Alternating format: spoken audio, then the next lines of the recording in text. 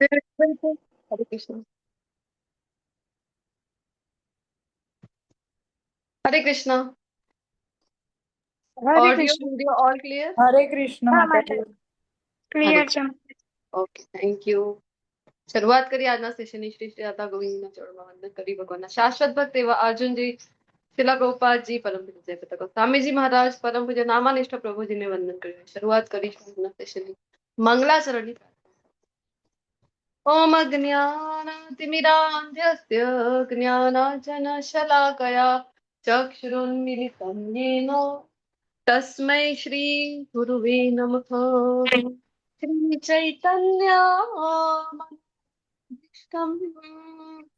स्थापितं येन भूतले स्वयं रूप कदा मह्यं ददाति स्वपदान्तिकम्.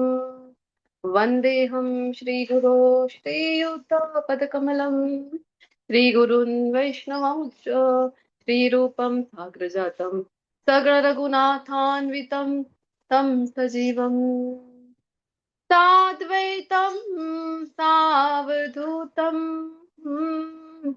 परिजनसहितं श्रीकृष्ण चैतन्यदेवं श्रीराधा कृष्णपादान् सगरललिता श्रीविशाखान्वितंश.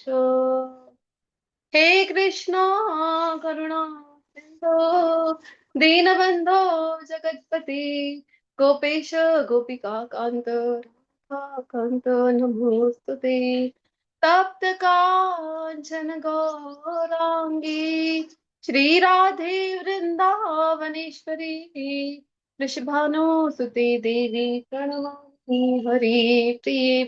वाञ्छाकल्पतरुर्भ्यश्च कृपा सिन्धुभ्येव च पतितानां पावनेभ्यो वैष्णवेभ्यो नमो नमः.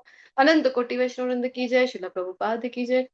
ग्रंथराज श्रीमद् भागवतम भगवत गीता की जय. सदगुरुदेव की जय. सभी श्रोताओं की जय.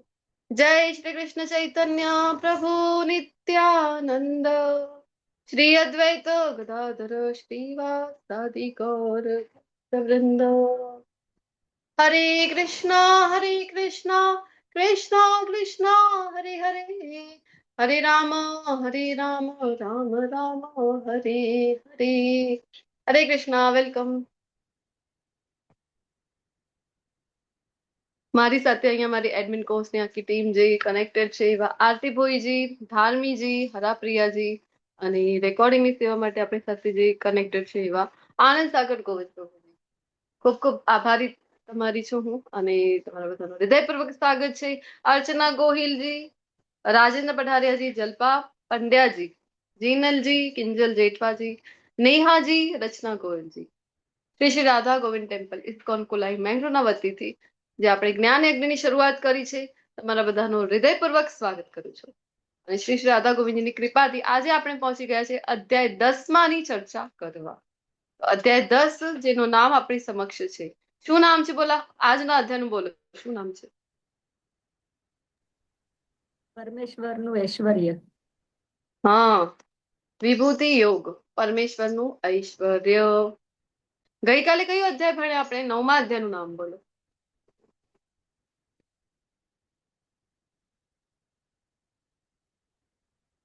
હરે કૃષ્ણ.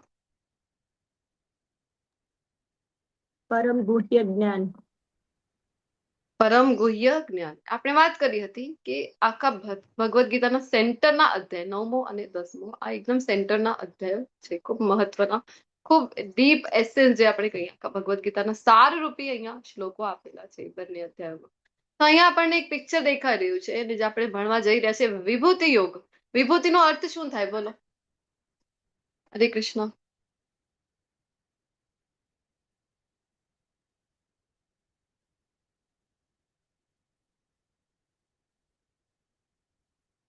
પિક્ચરમાં કોણ કોણ દેખાય છે આપણને એ બતાવો. સ્ક્રીન વિઝિબલ છે ને બધાને? કોણ કોણ છે અહીંયા?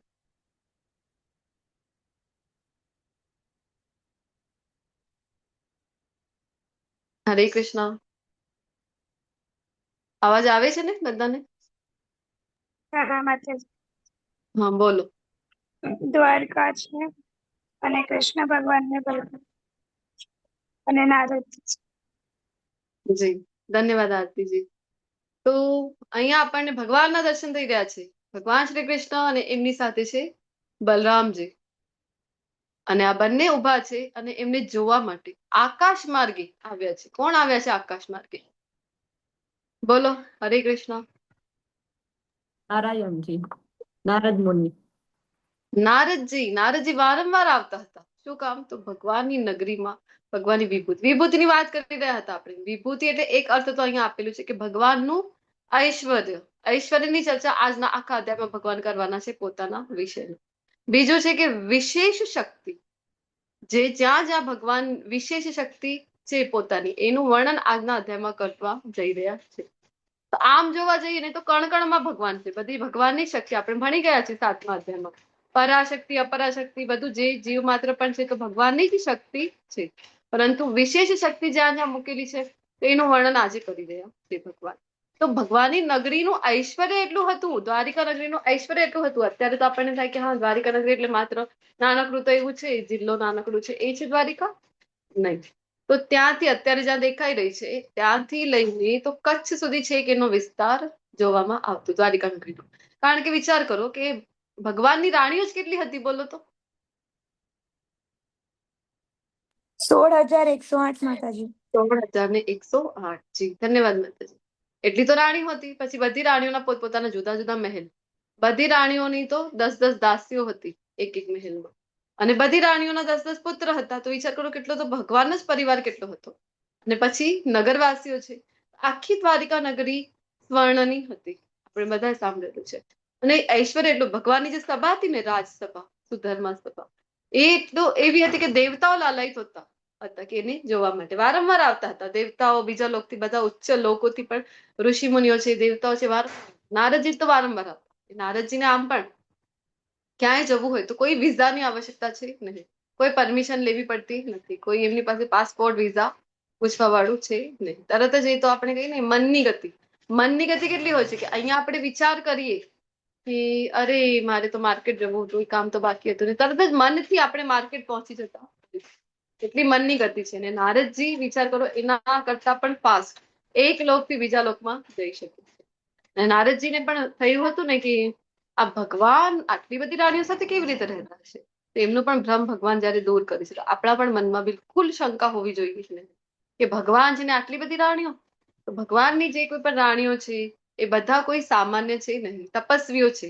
ગોપીઓનો પણ પ્રસંગ આવે છે તો આપણે જોતા હોય છે કે પહેલા રામ અવતારમાં જે ઋષિમુનિઓ હતા, મોટા તપસ્વીઓ છે, એ ભગવાનને ત્યાં ગોપીઓ ભગવાનને ખૂબ પ્રેમ કરતા હતા અને માધુર્ય રસમાં પ્રેમ કરવા ઈચ્છતા હતા. અને એ સમય જયારે રામ અવતારમાં હતા, મર્યાદા પુરુષોત્તમ અવતાર હતો, એ સમય ભગવાન કહે છે કે નેક્સ્ટ જે યુગ હશે એમાં જયારે હું આવીશ ત્યારે તમારા બધાની ઈચ્છા અવશ્ય પૂરી કરીશ. અત્યારે તો નહીં, અત્યારે મર્યાદા પુરુષોત્તમ છે. નેક્સ્ટ જન્મમાં પછી ભગવાન જયારે આવ્યા કૃષ્ણ અવતારમાં, તો કયા પુરુષોત્તમ રૂપમાં આવે છે ભગવાન બોલો તો? કૃષ્ણ ભગવાનના રૂપમાં પૂર્ણ પુરુષોત્તમ.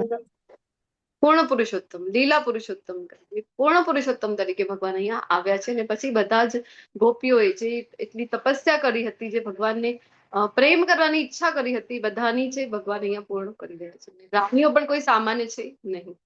તો નારદજીને હતું કે કેવી રીતે મેનેજ કરતા હશે આટલી બધી રાણીઓને. તો એના માટે ભગવાનની લીલા ભગવાન કરે છે. નારદજી આવે છે, પહેલા મહેલમાં જાય છે પેલી રાણી પાસે. તો ભગવાન શું કરી રહ્યા છે? તો ભગવાન હિંચકામાં હિંડોળા ખાઈ રહ્યા છે. એ રાણી સાથે બેસીને હિંચકામાં હિંડોળા ખાય છે. પછી બીજે મહેલમાં જાય છે તો બીજે મહેલમાં ભગવાન તો ત્યાં હતા. હવે આ રાણી શું કરતી હશે? ત્યાં જઈને જોઈ છે તો ભગવાન તો ભોજન પ્રસાદ લઈ રહ્યા છે. પછી ત્રીજા મહેલમાં ગયા હતા. ત્રીજા મહેલમાં તો બાળકો સાથે રમી રહ્યા છે, અંતાક્ષરી રમી રહ્યા છે. પછી ચોથા મહેલમાં ગયા તો ત્યાં તો વન વિહાર કરી રહ્યા છે, જે ઉપવન હોય છે, ગાર્ડન, તો એમાં વિહાર કરી રહ્યા છે. તો બધી જગ્યાએ ભગવાનની ઉપસ્થિતિ જોઈ રહ્યા. આ ભગવાન કરી શકે છે, આપણે કરી શકતા નથી. ભગવાન પૂર્ણ પુરુષોત્તમ પરમેશ્વર છે. એક જ સમય એટ અ ટાઈમ એ 16,000 રાણીઓ સાથે જયારે વિવાહ કર્યા તો બધા સાથે ભગવાન પોતપોતાના જુદા હતા. એવું નહીં કે એક જ ભગવાન છે 16,000 એક સાથે રાણીઓ છે. તો ભગવાનની આ શક્તિ છે, ભગવાનનું આ ઐશ્વર્ય છે, ભગવાનની આ વિભૂતિ છે. અને ભગવાન આજના જ અધ્યાયમાં કહેવાના છે કે અનંત વિભૂતિ છે ભગવાનની. આમ જોવા જઈએ તો અહીંયા આજના અધ્યાયમાં જે આપણે ભણવાના છે તો મુખ્ય જે વિભૂતિઓ છે એનું વર્ણન ભગવાન કરવાના છે. અધ્યાય 10 ની ઝાંખી આપણી સમક્ષ છે. 4 ભાગોમાં જેને વિભક્ત કરવામાં આવેલી છે. આજના અધ્યાયમાં હજી એક મહત્વનું પાસો આવે છે. કયું છે ખ્યાલ છે કોઈને? કોઈ રિપીટર છે અહીંયા? હરે કૃષ્ણ. આપણે આમ કહીએ કે ભગવદ્ ગીતાના 700 શ્લોક છે ટોટલ, તો બધા જ ઇમ્પોર્ટન્ટ છે, પરંતુ એ પણ આપણે કંઠસ્થ ન થાય તો 108 શ્લોકો આપણે આપતા હોય છે કે એ જે મુખ્ય શ્લોકો બધા અધ્યાયમાંથી કાઢીને એ અવશ્ય કંઠસ્થ કરવા જોઈએ. જ્યાં જ્યાં પણ ઇમ્પોર્ટન્ટ શ્લોક આવે છે હું તમને કહેતી પણ હોઉં છું કે આ અવશ્ય આપણે કંઠસ્થ કરવો જોઈએ, લર્ન કરવો જોઈએ. તો એવી જ રીતે આજના અધ્યાયમાં પણ ઇમ્પોર્ટન્ટ શ્લોકો આવે છે. ખ્યાલ છે કોઈને કયા છે? શું નામથી હા ઓળખાય છે? માતાજી, જી બોલો. 10.8, 9, 10 અને 11. જી, તો શું કહેવાય છે આ 4 શ્લોકોને? સાર ગીતાનો સાર કહેવાય છે માતાજી. ચતુશ્લોકી ગીતા. ચતુશ્લોકી ગીતા. ચતુશ્લોકી ગીતા છે. અને આમ ભગવદ્ ગીતાને જો શોર્ટમાં સમજવી હોય, આ 4 શ્લોકોને સમજી લીધું તો આખો ભગવદ્ ગીતાના સાર રૂપી, મેં કીધું હતું ને સેન્ટરના આ અધ્યાય છે, તો સાર રૂપી શ્લોકો અહીંયા આપેલા છે, મહત્વના શ્લોકો અહીંયા આપેલા છે. તો 4 શ્લોકને સમજી લો તમે સારી રીતે, તો તમે સમજી જાઓ છો કે ભગવદ્ ગીતા વાસ્તવમાં છે શું, ભગવાન શું કહેવા માંગી રહ્યા છે ભગવદ્ ગીતાના માર્ગ. તો ભગવાન બિલકુલ ઈચ્છતા નથી કે આપણે બધા અહીંયા ભૌતિક જગતમાં છીએ અને આપણે અહીંયા હેરાન થયા કરે.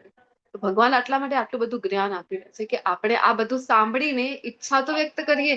આજના અધ્યાયમાં પણ આટલું બધું વિભૂતિ બતાવી રહ્યા છે. શું કામ? તો વિભૂતિ સાંભળીશું આપણા જેવા જે નવાદિતા ભક્તો છે, નવોદિત કે ન્યુલીફાઈડ જેમને કહેવાય, નવા નવા આવ્યા છે ભક્તિમાં, એમને માટે જરૂરી હોય છે કે કારણ કે પ્રેમ ભક્તિ નથી ને ભગવાન પ્રત્યે, તો ઐશ્વર્યને જાણવું આપણા જેવા ભક્તો માટે જરૂરી છે. અને આજના અધ્યાયમાં જોઈશું કે ભગવાન શું કહે છે કે ઐશ્વર્યને જાણવા માત્રથી કેટલી આપણી છે કે લાભ એનો કેટલો આપણને મળે છે. શરૂઆત કરીએ આજના અધ્યાયની પહેલા શ્લોકથી. Just moment.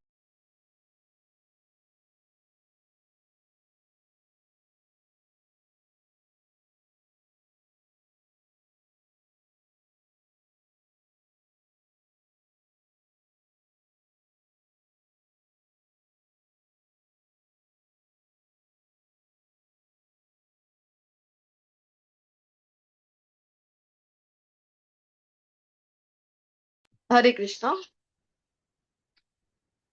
તો શરૂઆત કરીએ આજના અધ્યાયની શ્લોક નંબર 1 સાથે. શ્રી ભગવાન ઉવાચ ભૂયેવ મહાબાહો શૃણુ મે પરમં વચઃ યતેહં પ્રિયમાણાય વક્ષ્યામિ હિતકામ્યયા. તો અહીંયા ભગવાન ફરીથી અર્જુનજીને એક સર્ટિફિકેટ આપી રહ્યા છે. ગઈકાલે પણ એક સર્ટિફિકેટ આપ્યું. શું કીધું હતું ગઈકાલે ભગવાને અર્જુનજીને? પહેલા શ્લોકમાં આપણે જોયું હતું ગઈકાલે. અર્જુનજી ભગવાનની ઈર્ષા કરતા નથી. હા, તો કયું શબ્દ વાપર્યું હતું ભગવાને અર્જુનજી માટે? ખ્યાલ છે કોઈને? અનસૂયવે. યાદ આવે છે? ભગવાને ગઈકાલે કીધું હતું અનસૂયવે, કે તું મારી કદાપી ઈર્ષા કરતો નથી. આજે કહી રહ્યા છે પ્રિયમાણ, કે હે અર્જુન તું તો મારો ખૂબ પ્રિય સખા છે, તો એટલા માટે હું આ તારા હિતાર્થે એવું જ્ઞાન પ્રદાન કરીશ તને કે જે મેં અગાઉ સમજાવેલા જ્ઞાનથી શ્રેષ્ઠ છે. જેમ ગઈકાલે પણ ચર્ચા કરી, જ્ઞાનની જે હવે જે ઉત્તરોત્તર પ્રગતિ થઈ રહી છે, ડીપ થઈ રહ્યો છે જ્ઞાન જે છે ને, હજી ગુહ્યતમ, ગઈકાલે જે આપણે ભણ્યું કે પરમ ગુહ્ય જ્ઞાન, તો એના કરતા પણ આજના અધ્યાયમાં ભગવાન કહે છે કે એ હજી ડીપ થતું જાય છે, હજી ગૂઢ થતું જાય છે. જે જ્ઞાનની શૃંખલાની શરૂઆત કરી છે 7મા અધ્યાયથી. તો બતાવો અહીંયા કઈ ઘટના થઈ રહી છે? મહાભારતની કઈ ઘટના છે? માતાજી, આ ઘટના હરે છે ને માતાજી, જ્યારે અર્જુન ભગવાનને કહે છે કે તમે મારા સાથે કહેવાય ને યુદ્ધ લડો, અને આ બાજુ દુર્યોધન એમની ભગવાનની સેના માંગવા આવે છે કે મને સેના જોઈએ છે તમારી. જી હા, થેન્ક યુ સો મચ ધાર્મીજી. ધાર્મીજી જેવો પ્રયત્ન કરી રહ્યા છે એ જિનલ માતાજીનો એડ્રેસ. હા બોલો, કોનું હેન્ડરેસ છે? હરે કૃષ્ણ માતાજી. આમાં પ્રસંગ એવો છે કે દુર્યોધન અને અર્જુન બંને જણા જાય છે કૃષ્ણ ભગવાન પાસે કે એમની મદદ યુદ્ધમાં માંગી લે. તો દુર્યોધન એવું વિચારે છે કે હું એમના પાસે જઈને બેસી જઉં તો પહેલા મને જોવે તો મને મળશે, અને અર્જુન શ્રી કૃષ્ણના પગ પાસે બેસે છે. એટલે જ્યારે ભગવાન આરામ કરીને ઉઠે છે તો પહેલી નજર અર્જુન પર પડે છે.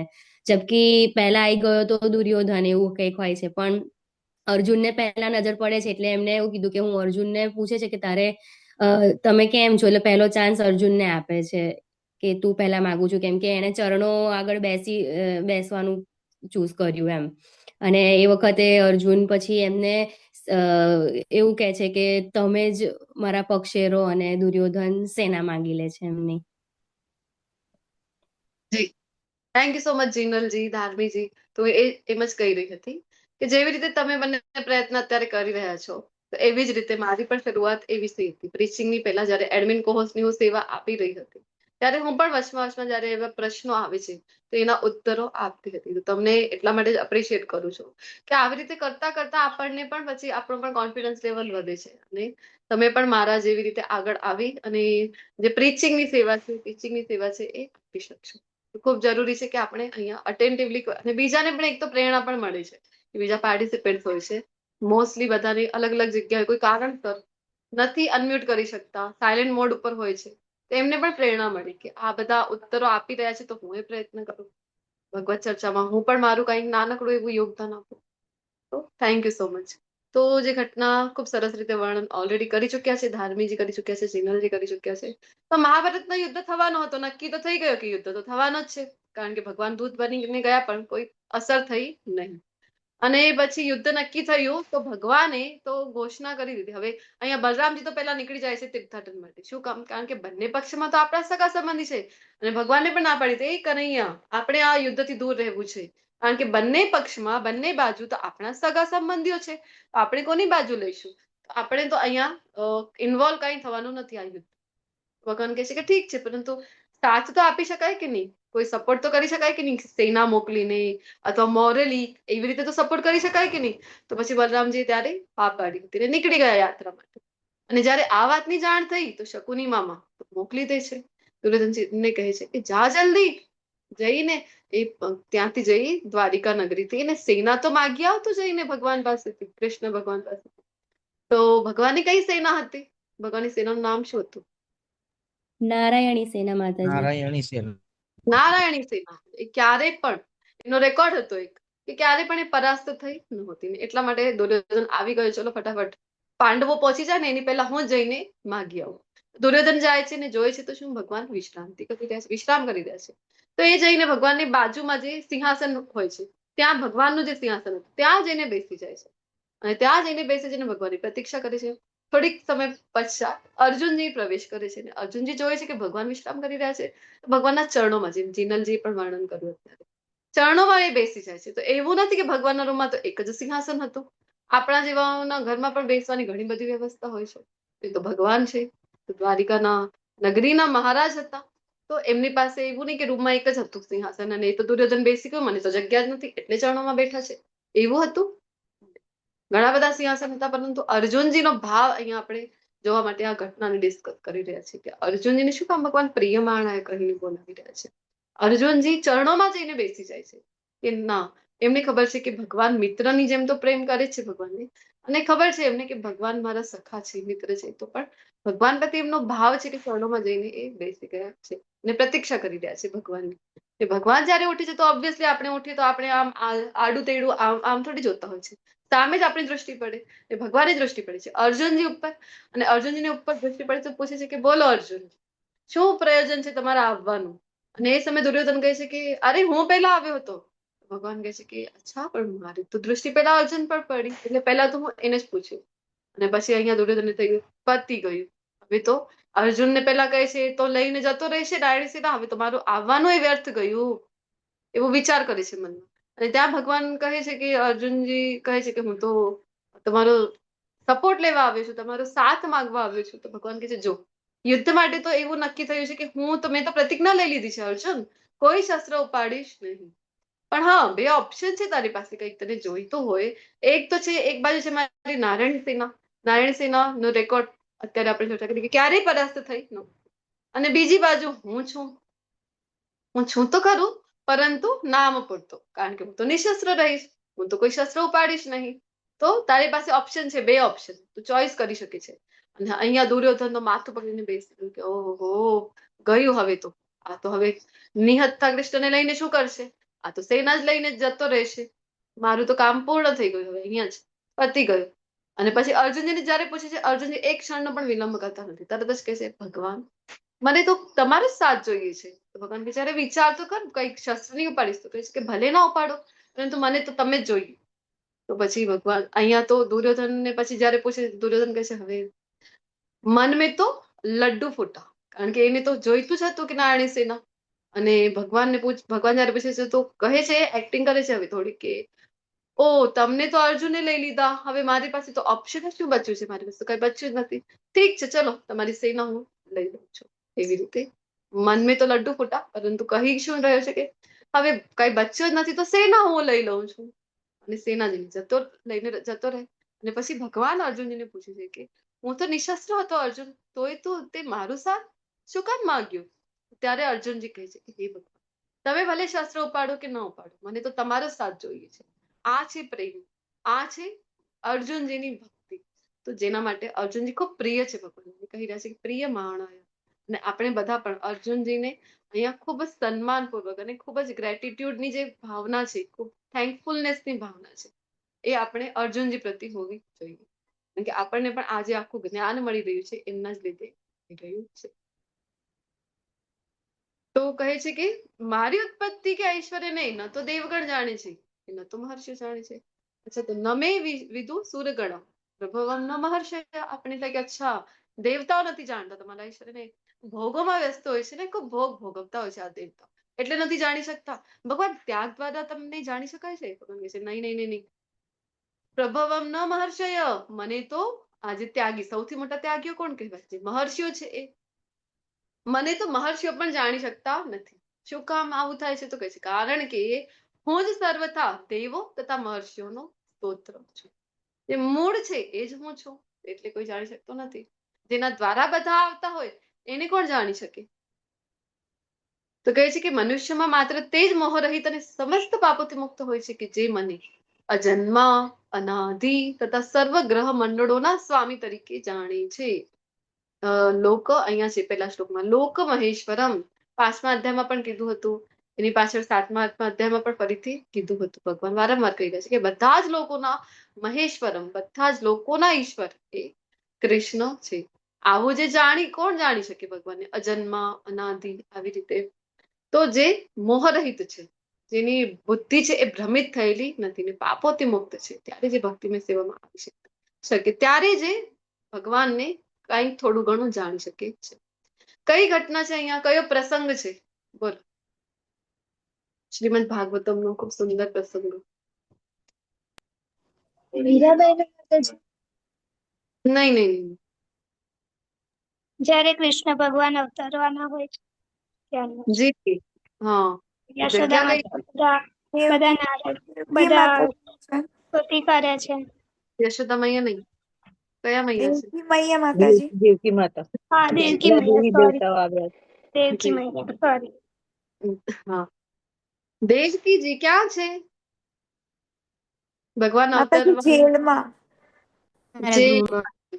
જેલમાં છે દેવકીજી. અને જેમ ભગવાન એમની જન્મ લેવાના હતા એ સમયની ઘટના છે, એ સમયનું પ્રસંગ છે.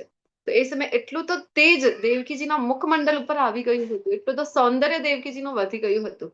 તો કંસ એ જોઈને પણ ભયભીત થઈ જતો હતો, એ તેજને જોઈને પણ એ ભયભીત થઈ જતો હતો. અને દેવતાઓ વારંવાર આવતા હતા. શું કામ? સ્તુતિઓ કરી છે. શ્રીમદ ભાગવતમાં સ્તુતિ છે, ભક્તિ સદાચારમાં મેં જ સ્તુતિ લીધી હતી. દેવતાઓ દ્વારા જે સ્તુતિ કરવામાં આવેલી છે, ગર્ભ સ્તુતિ તરીકે એ ઓળખવામાં આવે છે. જન્માષ્ટમીના પાછળ જ આપણે ભક્તિ સદાચારમાં શીખ્યા હતા. ગર્ભ સ્તુતિ, જ્યાં ભગવાન અવતરવાના છે અને દેવતાઓ આવીને જેલમાં આવતા હતા, વારંવાર દેવકીજીના દર્શન કરવા માટે આવતા હતા. અને ત્યાં ખૂબ સુંદર સ્તુતિઓ કરી છે ભગવાનની, કે ભગવાન તમે તો કેવી રીતે અમારો બધાનો ઉદ્ધાર કરવા માટે વારંવાર આવતા હો છો, અમે તો તમારા શરણાગત છીએ. એવી સ્તુતિ સરસ મજાની ઘણી બધા શ્લોક છે સ્તુતિમાં, આવી સ્તુતિઓ કરી છે. તો આપણે જોતા હોય છે ભાગવતમાં ઘણી બધી સ્તુતિઓ આપણને મળે છે. આ ગર્ભ સ્તુતિ છે કે ભગવાન અવતાર લે એના પહેલાની સ્તુતિ. પછી વારંવાર દેવતાઓ, શિવજી છે એમની પણ રુદ્ર સ્તુતિ આવે છે, બ્રહ્માજીની સ્તુતિ આવે છે, એ પણ ભક્તિ સદોચારમાં ભણ્યા હતા આપણે. અને શિવજી તો વારંવાર આવતા હતા. જયારે ભગવાન અવતાર લઈ લીધો એ સમયે વ્રજમાં વારંવાર શિવજી જતા. શું કામ? તો નાનકડો જે લાલા છે એના દર્શન કરવા માટે. ને યશોદા મૈયા પાસે જાય. શું કામ જાય છે? કે એક જોગીના એક બાબાના વેશમાં જાય છે ત્યાં જઈને, અને ત્યાં જઈને ભિક્ષા માંગવા જાય છે. ને યશોદા મૈયા પછી જાય અને શું કહે છે કે બાબાને પ્રણામ કરે છે ને કહે છે, બાબા શું લઈ આવું તમારી માટે? હીરા માણેક શું લઈ આવું? તમે કહો, એ કિંમતી વસ્તુ હું તો તમને અર્પણ કરી દઉં. તો બાબા શું કહે છે અહીંયા? શિવજીના વેશ, શિવજી જે છે બાબાના વેશમાં, એ કહે છે કે ના ના ના ના, મને તો કઈ જોઈતું નથી. આ હીરા માણેક એમાં તો મને કોઈ રસ છે નહીં. કારણ કે શિવજી તો પરમ વૈરાગી છે. શિવજી કેવા છે? ચપટી ભભૂત में है ખજાના કુબેર કા. એમની તો ચપટી ભભૂતમાં જ કુબેરજીનો આખો ખજાનો છે. બધાને જેને જે જોઈએ એ શિવજી આપી દેતા હોય છે, પરંતુ પોતે પરમ વૈરાગી. પોતે કરે છે શું? સતત ધ્યાનમાં છે. કોના ધ્યાનમાં છે? સતત એ ભગવાન કૃષ્ણનું, ભગવાન રામનું છે એ સ્મરણ, નામ જપ કરતા હોય છે. શિવજી આવ્યા છે અને માતા યશોદા એમને દર્શન કરાવતા. એ કહે છે કે શું જોઈએ છે તમને? હીરામાણિક નથી જોઈતા તો શું આપું હું તમને? તો કહે છે, અરે મને તો બસ તારા લાલાના દર્શન કરાવી દે ને. વારંવાર આવતા હતા એ લાલાના દર્શન કરવા. એક ભજન પર છે ને, નગર મેં જોગી આયા. તો એવી રીતે શિવજી વારંવાર ભગવાનના દર્શન, લાલાના દર્શન કરે. એ તો પછી મૈયા નથી કરાવતા અને શિવજીને ત્યાંથી જવા માટે કહે છે કે આવું વેશ જોઈને મારો નાનકડો લાલા છે, એ તો ગભરાઈ જશે તો. અને પછી શિવજી જતા રહે છે ને ભગવાન જે છે, ભગવાન કૃષ્ણ છે, એ હવે શિવજીના દર્શન કરવા માટે લાલાય છે. અને એક યોજના બનાવી છે. પોતે છે રડ્યા કરે છે, જોતી રડ્યા કરે છે, બીમાર થઈ જાય છે. પછી કોઈ આવીને કહે છે કે જો ઓલા પહાડી ઉપર ત્યાં જે સંત બેઠા છે, ઋષિ બેઠા છે ને, એમની પાસે લઈ જાઓ તો જલ્દી ઠીક થઈ જશે. પછી શિવજી પાસે લાલાને શિવજીને બોલાવવામાં આવે છે કે તમે આવો, અને એવી રીતે શિવજીને લાલાના દર્શન વ્રજમાં થાય છે. એવી સરસ મજાની લીલા ભાગવતમાં જોવા મળે છે. તો 7 ઋષિઓ અને 4 કુમારોના નામ બતાવો. સપ્ત ઋષિ સાંભળ્યું છે કે નહીં બધા? સપ્ત ઋષિ, ચતુષ્કુમાર હા માતાજી. આવડે છે? હા, આવડે છે નામ કોઈને? અમુક નામો અથવા 7 અથવા ચતુષ્કુમારના નામો કોઈને આવડે છે ખરા? માતાજી કુમારમાંથી એક જ યાદ છે, સનાતન. હા હા હા, બોલી શકો છો. સનક કુમાર, સનાતન, કુમાર, સત્તાનંદ કુમાર એક જ છે. બાકી ઋષિમાં તો અત્રિ ઋષિ, જમદગ્નિ, કશ્યપ ઋષિ માતાજી. કશ્યપ વિશ્વામિત્ર, વિશ્વામિત્ર, વશિષ્ઠ, જમદગ્નિ અને અત્રિ.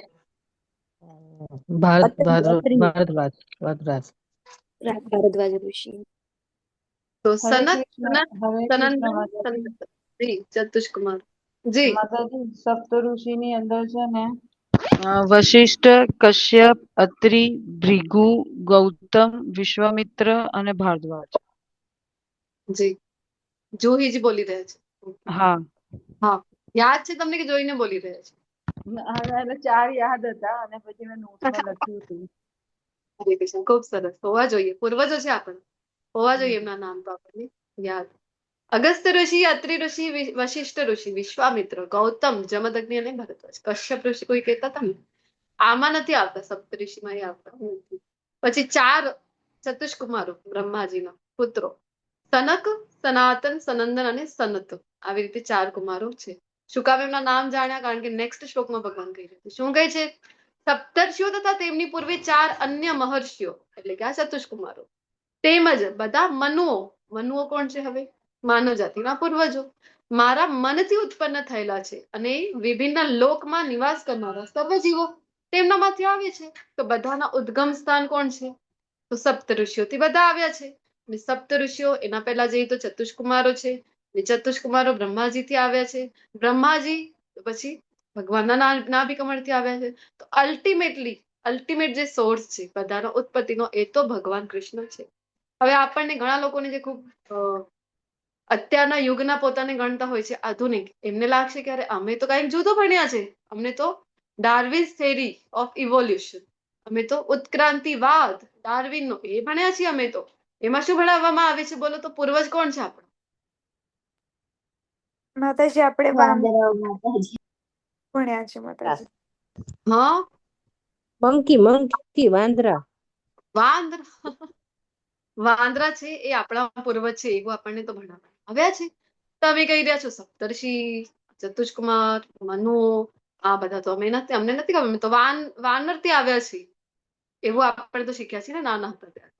તો આપણે 7મા અધ્યાયમાં ચર્ચા કરી હતી ને અસંશયમ શબ્દો પર. તો શું કામ આવું થાય છે? કારણ કે આપણે જે એજ્યુકેશન સિસ્ટમને ભણી રહ્યા છીએ, મેકોલેસ એજ્યુકેશન સિસ્ટમ, સો કોલ્ડ મોડર્નાઇઝેશન ને આપણે ફોલો કરવા, તો એ વાદ છે. ડાર્વિનનો વાદ, ઉત્ક્રાંતિવાદ કહેવાય છે. કોઈ પ્રૂવન એ છે નહીં. આપણે કેવું તો પછી શું કામ આપણને અત્યારે કોઈ એવું વાનર નથી દેખાઈ રહ્યું કે ચલો ધીરે ધીરે પૂંછડી એની ગાયબ થઈ ગઈ છે, મોઢું પણ થોડું થોડું ને માનવ જેવું અમારે જેવું દેખાવા લાગ્યું છે. હવે બધાની ચિંતા થઈ ગઈ છે. કઈ ચિંતા? અરે ભારતમાં સૌથી મોટી ચિંતા કઈ છે? જાતિવાદ. કયા જાતિમાં એને સંમિલિત કરીશું અમે? ચલો બ્રાહ્મણ હશે, આ ક્ષત્રિય હશે, ચલો તમારા જાતિમાં લેશું કે અમારા જાતિમાં. એવું ક્યાંય જોવા મળે છે? કેવા કપડાં પહેરશે આ? તો હવે સૂટ બૂટ પહેરશે કે ધોતી કુર્તો પહેરશે? શું પહેરશે? આવી ચર્ચા ક્યાંય થતી નથી. કારણ કે એવું કોઈ વાના દેખાતું જ નથી હવે. તો ક્યાંય આપણને એ જોવા મળતો નથી. તો આ વાદ છે. તો વાસ્તવિક જ્ઞાન જે છે એ શાસ્ત્રોમાં આપેલું છે. આપણે અનેક અનેક અનેક વર્ષો જતા રહેશે, અનેક પેઢીઓ, અનેક યુગો જતા રહેશે, તો પણ આપણે જે મૂળ જ્ઞાન છે ત્યાં સુધી ક્યારે પહોંચીશું એની કોઈ ખાતરી આપી શકે નહીં, કોઈ ગેરંટી આપી શકે નહીં. તો અલ્ટિમેટ જે જ્ઞાન છે, જે સોર્સ ઓફ નોલેજ છે, એ આપણા વૈદિક ગ્રંથો છે. એ આપણને બતાવી રહ્યા છે. આપણે કહેવાનું કે અરે તમે વાનરથી આવ્યા છો, અમે નહીં. અમારા તો પૂર્વજો કોણ છે? અમારા તો પૂર્વજો સપ્તઋષિઓ છે, મનુઓ છે. અરે અમારા તો પૂર્વજ ભગવાન કૃષ્ણ છે. અમે તો બધા એમના સંતાનો છીએ. ભગવાન અહીં આપણને કહી રહ્યા છે કે બધા જ ના ઉદ્ભવ સ્થાન જે છે એ સપ્તઋષિઓ છે. તો આપણને પ્રશ્ન થાય ને, આટલી બધી વિભૂતિ, ઐશ્વર્ય શું કામ જાણવાનું? આખું અધ્યાયમાં આટલા બધા શ્લોકો આપેલા છે, ભરી ભરીને જે ભગવાનની વિભૂતિ, વિશેષ શક્તિઓનું વર્ણન કરી રહ્યા છે. શું કામ? જેમ શરૂઆતમાં આપણે ચર્ચા કરી કે પ્રેમ ક્યારે થાય છે? ભૌતિક જગતમાં પણ આપણે જોઈએ પ્રેમ એટલે કે કોઈ છોકરો છોકરી છે, રિલેશનશિપમાં આવવા પહેલા, સગાઈ કરી રહ્યા છે એની પહેલા શું થાય છે કે જાણવામાં આવે છે એકબીજાને. જ્યારે છોકરો છે એ કયું ઐશ્વર્ય જોઈ છે? ઐશ્વર્ય જોઈને જ પ્રેમ થાય છે. ભૌતિક જગતમાં તો એવું જ છે કે નહીં? ઐશ્વર્ય જોવામાં આવે છે. છોકરી છે તો એમાં કયા ઐશ્વર્ય જોવામાં આવે? સુંદરતા, સુશીલ, સર્વગુણ સંપન્ન.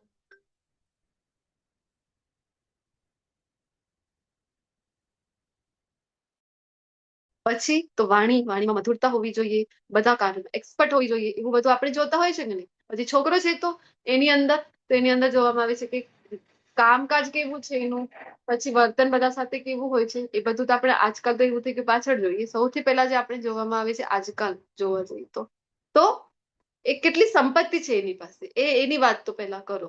ચલો બંગલા, સિટીમાં રહે છે કે નહીં? પહેલો ક્વેશ્ચન તો છોકરીઓનો આજકાલ છે. સિટીમાં ભલે છોકરી તો અમારી ગામડામાં નહીં રહે, ભલે ગામડાની હશે પણ ગામડામાં રહેશે નહીં, એ તો સિટીમાં જ જશે. પછી તમારા ગામડામાં ઘર છે, ગામડા મકાન ખરા, તમારા ખેતર ખરા, ખેતરમાં ક્યારે નહીં જાય, ગામડાના મકાનમાં ક્યારે નહીં જાય, પરંતુ હોવા જરૂરી છે. આ સંપત્તિ, આ ઐશ્વર્ય જોવામાં આવે છે. પછી જ કોઈને પ્રેમ થાય છે. આવી રીતે ભૌતિક જગતમાં, અથવા તો બીજો એક દાખલો લઈએ, પુત્ર છે. પુત્રને જો ખબર પડી એના પિતા વિશે કે અરે મારા પિતા છે ને એમની તો એક નહીં, એમની તો 4 કંપનીઓ છે. અચ્છા, મને તો એવું હતું કે આ જ સિટીમાં એમની કંપની છે. અરે એમની તો આખા દેશમાં એમનું આખું બિઝનેસ જે છે, વ્યાપાર છે, એ વિસ્તરેલું છે. ત્યારે એને ખબર પડે છે તો હજી સન્માન જે છે, પ્રેમ છે, આદર છે, એ વધે છે. શું કામ આવું થાય?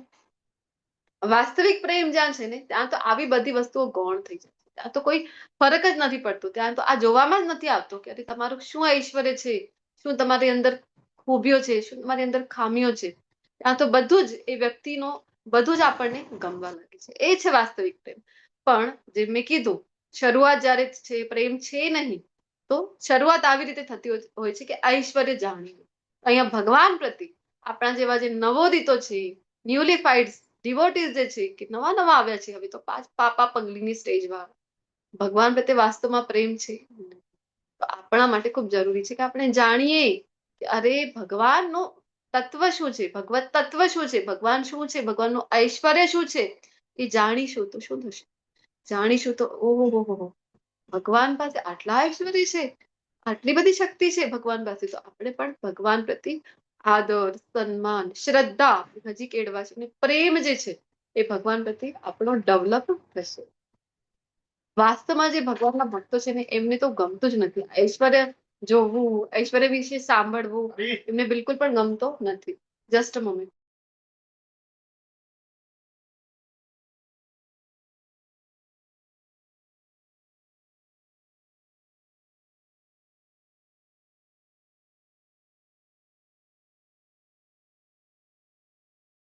હરે કૃષ્ણ.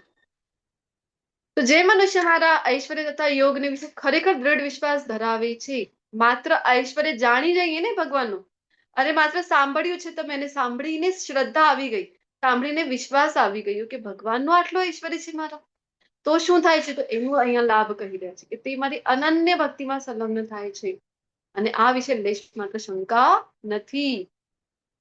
નાત્ર સંશય. ભગવાન કહે છે કે જે મારી વિભૂતિને સમજે અને વિશ્વાસ રાખે છે, દૃઢ વિશ્વાસ રાખે છે, તો એને તો મારી અનન્ય ભક્તિ પ્રાપ્ત થાય છે. અનન્ય ભક્તિનો જે સ્ટેજ છે કેટલો ઉચ્ચ છે આપણે જાણીએ છીએ કે ભગવાન પ્રત્યે અનન્ય ભક્તિ પ્રાપ્ત થવી કોઈ સાધારણ વાત છે નહીં, બધાને એ મળતી પણ. ભગવાન જે માગણી કરે છે ભગવદ્ગીતામાં અનન્ય ભક્તિ વિશે કહી રહ્યા છે, એની પ્રાપ્તિ થઈ જાય છે ઐશ્વર્ય જાણવા માત્રથી. તો ખૂબ આવશ્યક છે આપણે પણ ભગવાનની આ ઐશ્વર્યની ચર્ચામાં હવે આગળ વધી રહ્યા છે, તો તમે બધા પણ ખૂબ ધ્યાનપૂર્વક સાંભળો અને સંમિલિત થાઓ ભગવાનની વિભૂતિમાં અને ઐશ્વર્યમાં. તો આ કઈ ઘટના છે? શ્રીમદ ભાગવતમનો કયો પ્રસંગ છે એ બતાવો.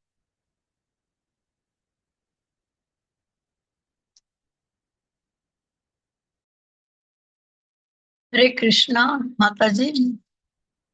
હરે કૃષ્ણ. હા, મથુરામાં જાય છે બલરામ અને કૃષ્ણ ભગવાન, ત્યારનો છે મથુરાનો. જી જી એ જ છે માતાજી. હા, મથુરામાં ત્યારે બધા એના ભક્તો છે એ બધા એને આગમન માટે વેલકમ કરે છે. ક્રોધજી સાથે જાય છે ત્યારે. હરે હરે કૃષ્ણ. જી જી માતાજી, ધન્યવાદ. અક્રૂરજી લેવા આવ્યા બ્રજમાં. ખૂબ ડેન્જર ઘટના છે. તો લઈને આવ્યા છે મથુરા નગરીમાં. હવે મથુરા નગરીમાં ભગવાનનો જયારે પ્રવેશ થયું છે તો બધા જ નગરવાસીઓ જે આટલા વર્ષોથી પ્રતીક્ષા કરી રહ્યા હતા, કોની? કે અરે અમારા તારણહાર આવશે, અરે અમારા તો ઉદ્ધાર કરનારા આવશે. એ બધાની જેમ ખબર જ પડી હજી કે કૃષ્ણ બલરામનું તો આગમન થઈ ગયું છે આપણા નગરીમાં, તો તરત જ બધા જે કઈ કાર્ય કરી રહ્યા હતા એ બધું જ મૂકી દઈને, બધું જ છોડીને ચાલો.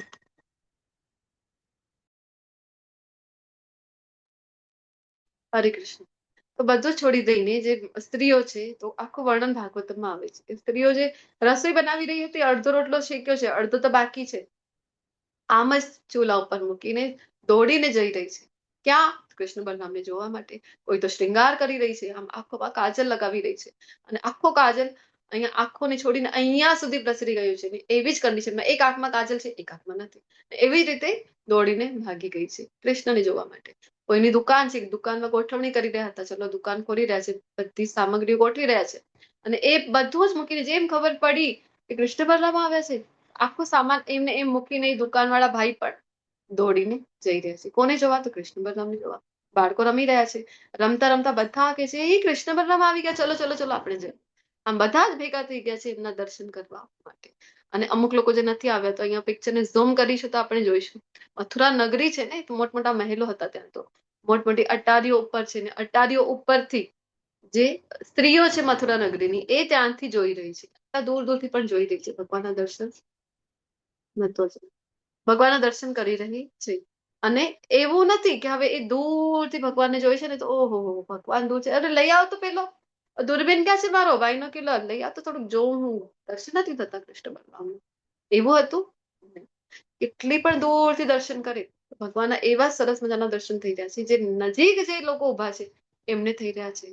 હવે ઘણા લોકોને થાય હાઉ ધીસ ઇઝ પોસિબલ, એવું પ્રશ્ન થાય, પરંતુ ભગવાન છે, ભગવાનનું ઐશ્વર્ય છે.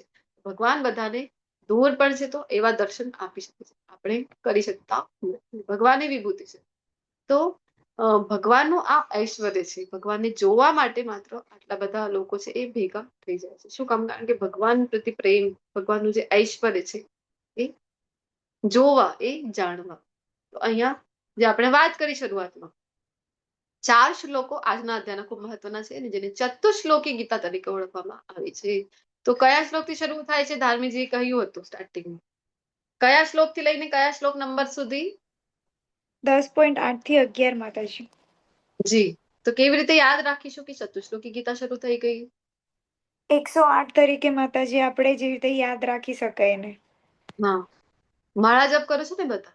એક માળામાં કેટલા મણકા છે? 108. તો 10.8 એવી રીતે યાદ રાખવાનું. 8 થી લઈને 11 સુધીના 4 શ્લોકો. કયા વિષ્ણુના દર્શન થઈ રહ્યા છે અહીંયા આપણને આ પિક્ચરમાં?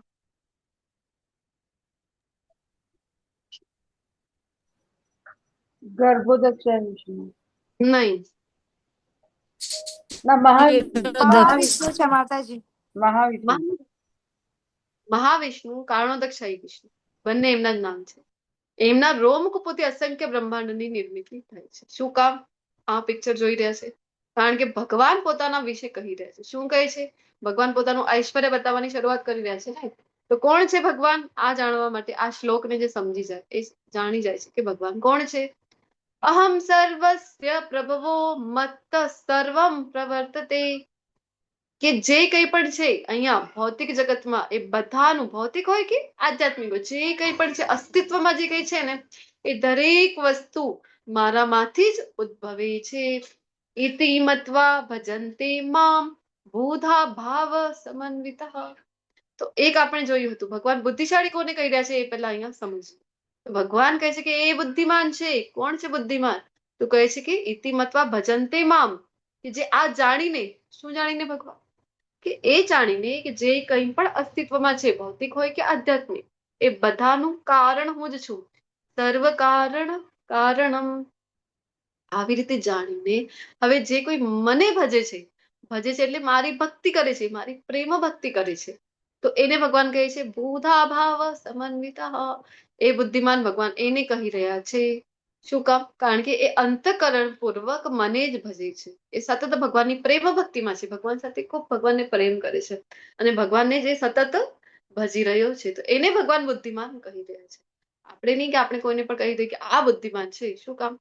એ બધું યાદ રહી જાય નહીં. તો ભગવાન એને બુદ્ધિમાન કહેતા નથી. કે જે જાણે છે કે ભગવાન જ બધા કારણોનું કારણ છે અને ભગવાનને પ્રેમ ભક્તિ કરી રહ્યો છે, એને ભગવાન બુદ્ધિમાન કહે છે. એટલા માટે જ આપણે જયારે બીજા અધ્યાયનો શ્લોક ભણ્યા હતા, નેહા વિક્રમ નાશોસ્તિ પ્રત્યવાયો ન વિદ્યતે સ્વ અલ્પમપ્યસ્ત ધર્મસ્ય ત્રાયતે મહતો ભયાત. મહાન ભયમાંથી રક્ષણ કરીશ. ત્યારે ભગવાન કીધું હતું કે નાનો નેહા વિક્રમ નાશોસ્તિ સ્વ અલ્પમપ્યસ્ત ધર્મસ્ય, કે મારા માટે જો આ બુદ્ધિ યોગમાં, ત્યારે આપણે કીધું ને બુદ્ધિ યોગ શું કામ કહી રહ્યા છે? ભગવાન માટે કર્મ કરવાને ભગવાને બુદ્ધિ યોગ શું કામ અનુવાદમાં લખેલું હતું? કારણ કે ભગવાન માટે કર્મ કરી, ભગવાનની પ્રસન્નતા માટે કર્મ કરી, તો ભગવાન એને બુદ્ધિમાન કહે છે. એટલે ત્યાં આપણે જોયું કે બુદ્ધિમાન વ્યક્તિઓ જે ભગવાન માટે થોડુંક પણ પ્રયત્ન કરે છે ને, ગિલહરી પ્રયાસ, ખિસકોલી પ્રયાસ, તો પણ મહાન ભયમાંથી ભગવાન એનું રક્ષણ કરે છે. તો આ જે યોગ છે બુદ્ધિ યોગ, એમાં ભગવાને કીધું હતું કે થોડીક પણ હાનિ નથી, ઉલટાની પ્રગતિ જ પ્રગતિ છે બીજા અધ્યાયમાં. અને અહીંયા ભગવાન કહી રહ્યા છે કે જે જાણે છે એ પોતાના ભક્તો વિશે ને પોતાની સ્થિતિ વિશે અહીંયા જણાવી રહ્યા છે. તો આ પહેલા શ્લોકમાં પોતાની કેવી સ્થિતિ છે કે બધા જ કારણોના કારણ છે, એટલે તો કારણોદક્ષાય વિષ્ણુ પણ કહેવાય છે. ઓ, તો ભગવાન તમારા આ જે ભક્તો છે જે તમને કહી રહ્યા છો કે બુદ્ધિમાન છે, એ કરે છે શું? એ તો જરા જણાવો. આના માટે ભગવાન નેક્સ્ટ શ્લોક આપી રહ્યા છે. મચ્ચિત્તા મદગત પ્રાણા બોધયંત પરસ્પરમ. શું કરે છે ભગવાન? ભગવાન કહી રહ્યા છે અરે મારા આવા જે ભક્તો છે ને એમનું તો ચિત્ત છે, મચ્ચિત્તા, એમનું ચિત્ત છે મારામાં લાગેલું છે. મદગત પ્રાણા, એમની જે એક્ટિવિટીઝ છે એ બધી મારા જ ઇર્દ ગિર્દ હોય છે, મારી જ આજુબાજુ હોય છે. એ જે કંઈ પણ એમના મનમાં પણ હું છું અને એમના વિચારોમાં પણ હું છું, અને જે કંઈ એક્ટિવિટીઝ કરી રહ્યા છે એમાં પણ હું જ છું. અને કરે છે શું? તો કહે છે કે બોધયંત પરસ્પરમ, એકબીજા સાથે ચર્ચા કરી રહ્યા છે. કઈ ચર્ચા કરે છે ભગવાન? કયું જ્ઞાન? બોધયંત, એકબીજાને કયું જ્ઞાન આપી રહ્યા છે? ભગવાન કહે છે કથયંતશ્ચ મામ નિત્યમ.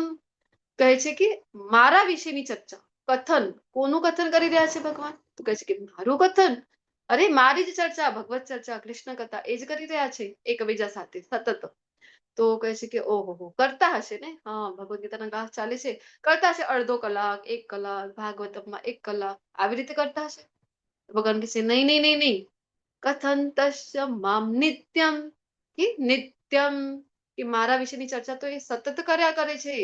તો કોઈને થાય ઓહો, ભગવાનના ભક્તોનું રૂટીન તો જો, દિવસભર આ જ કરવાનું, બીજું કઈ કરવાનું જ નહીં. મનમાં કૃષ્ણ, ગતિવિધિઓમાં કૃષ્ણ, અરે વિચારોમાં કોણ, તો કૃષ્ણ. અને એ પણ કેટલો કથા કોની, કૃષ્ણની, ચર્ચા કોની, કૃષ્ણની. તો દિવસ એ જ કરવાનું. એકબીજા સાથે જયારે મળે છે ભક્તો ત્યારે પણ એ જ કરતા હોય છે. ઓહો બોર થઈ જતા હશે નહીં ભગવાન, આખો સમય એ જ કરવાનું. અરે બીજા બધાને લોકોને તો જોવો તો ખરા શું શું કર્યા કરે છે. કોઈ સ્વિમિંગ પુલમાં જઈ રહ્યો છે, કોઈ સમુદ્ર કિનારા પર જાય છે, અરે કોઈ તો શિમલા મનાલી ફરવા જઈ રહ્યો છે, કોઈ તો સિંગાપુરમાં જઈ રહ્યો છે હોલિડે સ્પેન્ડ કરવા. હવે દિવાળીના વેકેશન આવવાના છે, બધાની પ્લાનિંગ છે અલગ અલગ જગ્યાએ જવાની, એમ્યુઝમેન્ટ પાર્ક જવાની, મૂવી જવાની, ફટાકડાઓ ફોડવાની. અને તમારા વખતે બસ આ જ કરવાના છે. બોર થઈ જતા હશે નહીં ભગવાન. ભગવાન કહે છે કે ના, તો શું થાય છે એમની સાથે, ભગવાન કહે છે તુષ્યંતી ચ રમંતી ચ, અરે એમને તો પરમ સંતોષ અને પરમ આનંદની અનુભૂતિ છે. હવે આ પરમ સંતોષ અને પરમ આનંદ બધાને જોઈતો હોય છે. હર કોઈની ઈચ્છા છે કે એ જ પ્રાપ્ત કરવું છે. કારણ કે આપણે ડે 1 થી ચર્ચા કરીએ છીએ કે જે કઈ એક્ટિવિટીઝ આપણે દિવસભરમાં કરીએ છીએ ખુશ થવા માટે, કે અમે આનંદિત રહીએ એટલા માટે. કોઈ અહીંયા છે કે જે કહી શકે કે નહીં નહીં નહીં, થોડુંક દુઃખ જોઈએ હવે લાઈફમાં, એટલા માટે પ્રયત્ન કરવું તો પડશે ને, એટલા માટે અમે કાર્ય કરીએ છીએ, એટલા માટે પ્રયત્ન કરીએ છીએ. કરે છે કોઈ દુઃખી થવા પ્રયત્ન? નહીં. આપણે બધા ખુશ રહેવું છે, આપણને આનંદમાં રહેવું છે, એટલા માટે સતત પ્રયત્નશીલ રહેતા હોય છે. તો આ પરમ સંતોષ, પરમ આનંદ આપણને પણ જોઈએ છે. પરિણામ બધાને જોઈએ છે, રિઝલ્ટ બધાને જોઈએ છે. કયું? તુષ્યંતી ચ રમંતી ચ. પણ આ મળતું નથી. શું કામ નથી મળતું? અરે તમારે આ રિઝલ્ટ જોઈએ છે તો કરવું તો પડશે. કઈ કાર્ય તો, એક્ટિવિટી તો એવી કરવી પડશે જેનાથી આ રિઝલ્ટ મળે, આ પરિણામ મળે. આપણે એ પહેલાનું તો કઈ કરતા જ નથી. મચ્ચિત્તામત ગતપ્રાણા કરવું પડે, બોધયંત પરસ્પર કરવું પડે, અને કથન કરવું પડે. કેટલું? નિત્યમ. એ તો આપણાથી થતું નથી. તો પછી રિઝલ્ટ પણ આપણને આ મળશે કેવી રીતે? તો આ શ્લોકમાં ભગવાન પોતાના ભક્તોની જે ગતિવિધિઓ છે, જે એક્ટિવિટી છે એના વિશે જણાવી રહ્યા છે. અચ્છા ભગવાન, તમારા ભક્તો આટલું બધું કરે છે તમારા માટે, ઓહો ખૂબ સારી વાત છે. તો તમે કઈ કરો છો કે નહીં ભગવાન ભક્તો સાથે આદાન પ્રદાન, કોઈ રેસિપ્રોકેશન કરો છો ખરા? એના માટે ભગવાન કહે છે 10.10. શું કહે છે? તેષામ સતત યુક્તાનામ ભજતામ પ્રીતિપૂર્વકમ, કે આવા ભક્તો જે સતત મને જ ભજતા પ્રીતિપૂર્વકમ, અરે પ્રેમપૂર્વક, પ્રીતિપૂર્વક જે મારા ભક્તો મારી જ સેવા કરી રહ્યા છે, મારી જ ભક્તિ કરી રહ્યા છે, આવા ભક્તો સાથે શું કરો છો ભગવાન તમે? કહે છે દદામી બુદ્ધિ યોગમ તમ યેન મામ પયાંતિ તે. દદામી બુદ્ધિ યોગમ, બુદ્ધિ યોગ આપું છું હું એને. તો કેવી બુદ્ધિ આપો છો ભગવાન? એવી કોઈ બુદ્ધિ આપો છો ખરા કે હા શેર માર્કેટમાં શું થશે, અહીંયા ભાવ વધવાના છે, અહીંયા ઇન્વેસ્ટ કરી દે તો તારું લાભ થશે? આવું કોઈ જ્ઞાન આપો છો? કયું જ્ઞાન કયું આપો છો તમે? કઈ બુદ્ધિ આપો છો એ તો જણાવો જરા. ભગવાન કહે છે કે ના ના ના, આવું કોઈ હલકો હલકો જ્ઞાન હું આપતો નથી. હું તો કેવું જ્ઞાન આપું છું? યેન મામ પયાંતિ તે, કે જે જ્ઞાનને જાણીને એ મારા સુધી પહોંચી શકે, અરે મારા ધામની પ્રાપ્તિ કરી શકે, ભગવત પ્રાપ્તિ જેને થઈ જાય, એવું હું તો એને જ્ઞાન આપું છું. ભગવાન પોતાના ભક્તો સાથે કઈ રીતે રેસિપ્રોકેશન કરે છે આ શ્લોકમાં જણાવી રહ્યા છે. કઈ ઘટના છે આપણે પહેલા જોઈ લીધી છે. કોની છે બોલો તો? બુદ્ધિયોગ. ભગવાન કહે છે ભક્તોને હું બુદ્ધિયોગ આપું છું. ઘણી વખત આપણે જોઈતા હોય છે કે ભક્તોમાં કોઈ પણ કેપેબિલિટી ઘણી વખત નથી પણ હોતી, પણ એ ભગવાનને શરણાગત છે, ભગવાનની ભક્તિમાં સેવા કરે છે ને, તો એને બુદ્ધિયોગ છે ને ભગવાન આપી દે છે. હરે કૃષ્ણ. હરે કૃષ્ણ. ધ્રુવ મહારાજ. ધ્રુવ મહારાજ છે. નાનકડા એવા ધ્રુવ મહારાજ છે ને, આપણે જોયું હતું ના પ્રસંગમાં 6 મહિના સુધી જયારે ભાગવતમાં આવે છે કે એક એક વસ્તુનો ત્યાગ કરતા કરતા, પહેલા ફળ ખાઈને, પછી પાંદડા ખાઈને, પછી જલ નું સેવન કરીને એક એક વસ્તુ છોડતા જાય છે, અને પછી જલે છોડી દે છે માત્ર શ્વાસ લઈને, અને છેલ્લા મહિનામાં તો શ્વાસ છોડી લીધી. તો આવી રીતે જયારે ભગવાનની ભક્તિ કરતા, અહીંયા આપણને દેખાઈ રહ્યા છે બીજા લોકમાં બધા દેવતાઓનો જે હાલ છે, બધાના શ્વાસ રૂંધાઈ રહ્યા છે, કે કારણ કે અહીંયા આટલા મહાન ભક્ત શ્વાસ રોકીને ઉભા છે ભગવાનની ભક્તિમાં. તો બધા ભગવાનને પ્રાર્થના કરે છે કે અરે જલ્દી જાઓ, એમની ભક્તિ ઓછી પડી ગઈ તો અમારી ભક્તિ જોડી દો, એમને જલ્દી દર્શન આપો, એવી વિનંતી ભગવાનને કરવા ગયા છે. ભગવાન જયારે દર્શન આપે છે, આપણે જોયું હતું કે ખૂબ ઈચ્છા થાય છે ભગવાનનું સૌંદર્ય જોઈને, ભગવાનની આવી સુંદર મનોહર છવી જોઈને ખૂબ ઈચ્છા થાય છે કે સ્તુતિ કરું, કાંઈક તો પ્રશંસા કરું, પણ એ કાંઈ બોલી શકતા નથી, એની વાચા ફૂટી શકતી નથી. અને વાસ્તવમાં પ્રેમમાં એવું જ થાય છે, જેને પ્રેમ કરીને આપણે ખૂબ વિચારીને રાખી કે અરે એ વ્યક્તિ મારી સામે આવે તો હું એવું જ કરીશ, આ બોલીશ, પેલું બોલીશ, આ કહીશ, પેલું કરીશ. ને જેવી વ્યક્તિ સામે આવે છે ને તરત જ આપણે બધું જ ભૂલી જવાય છે. અહીંયા ધ્રુવ મહારાજ બધું જ ભૂલી ગયા, એ બોલી નથી શકતા, એમને ખબર નથી પડતી શું બોલવું. અને ત્યારે પછી ભગવાન આવીને શું કરે છે બોલો તો?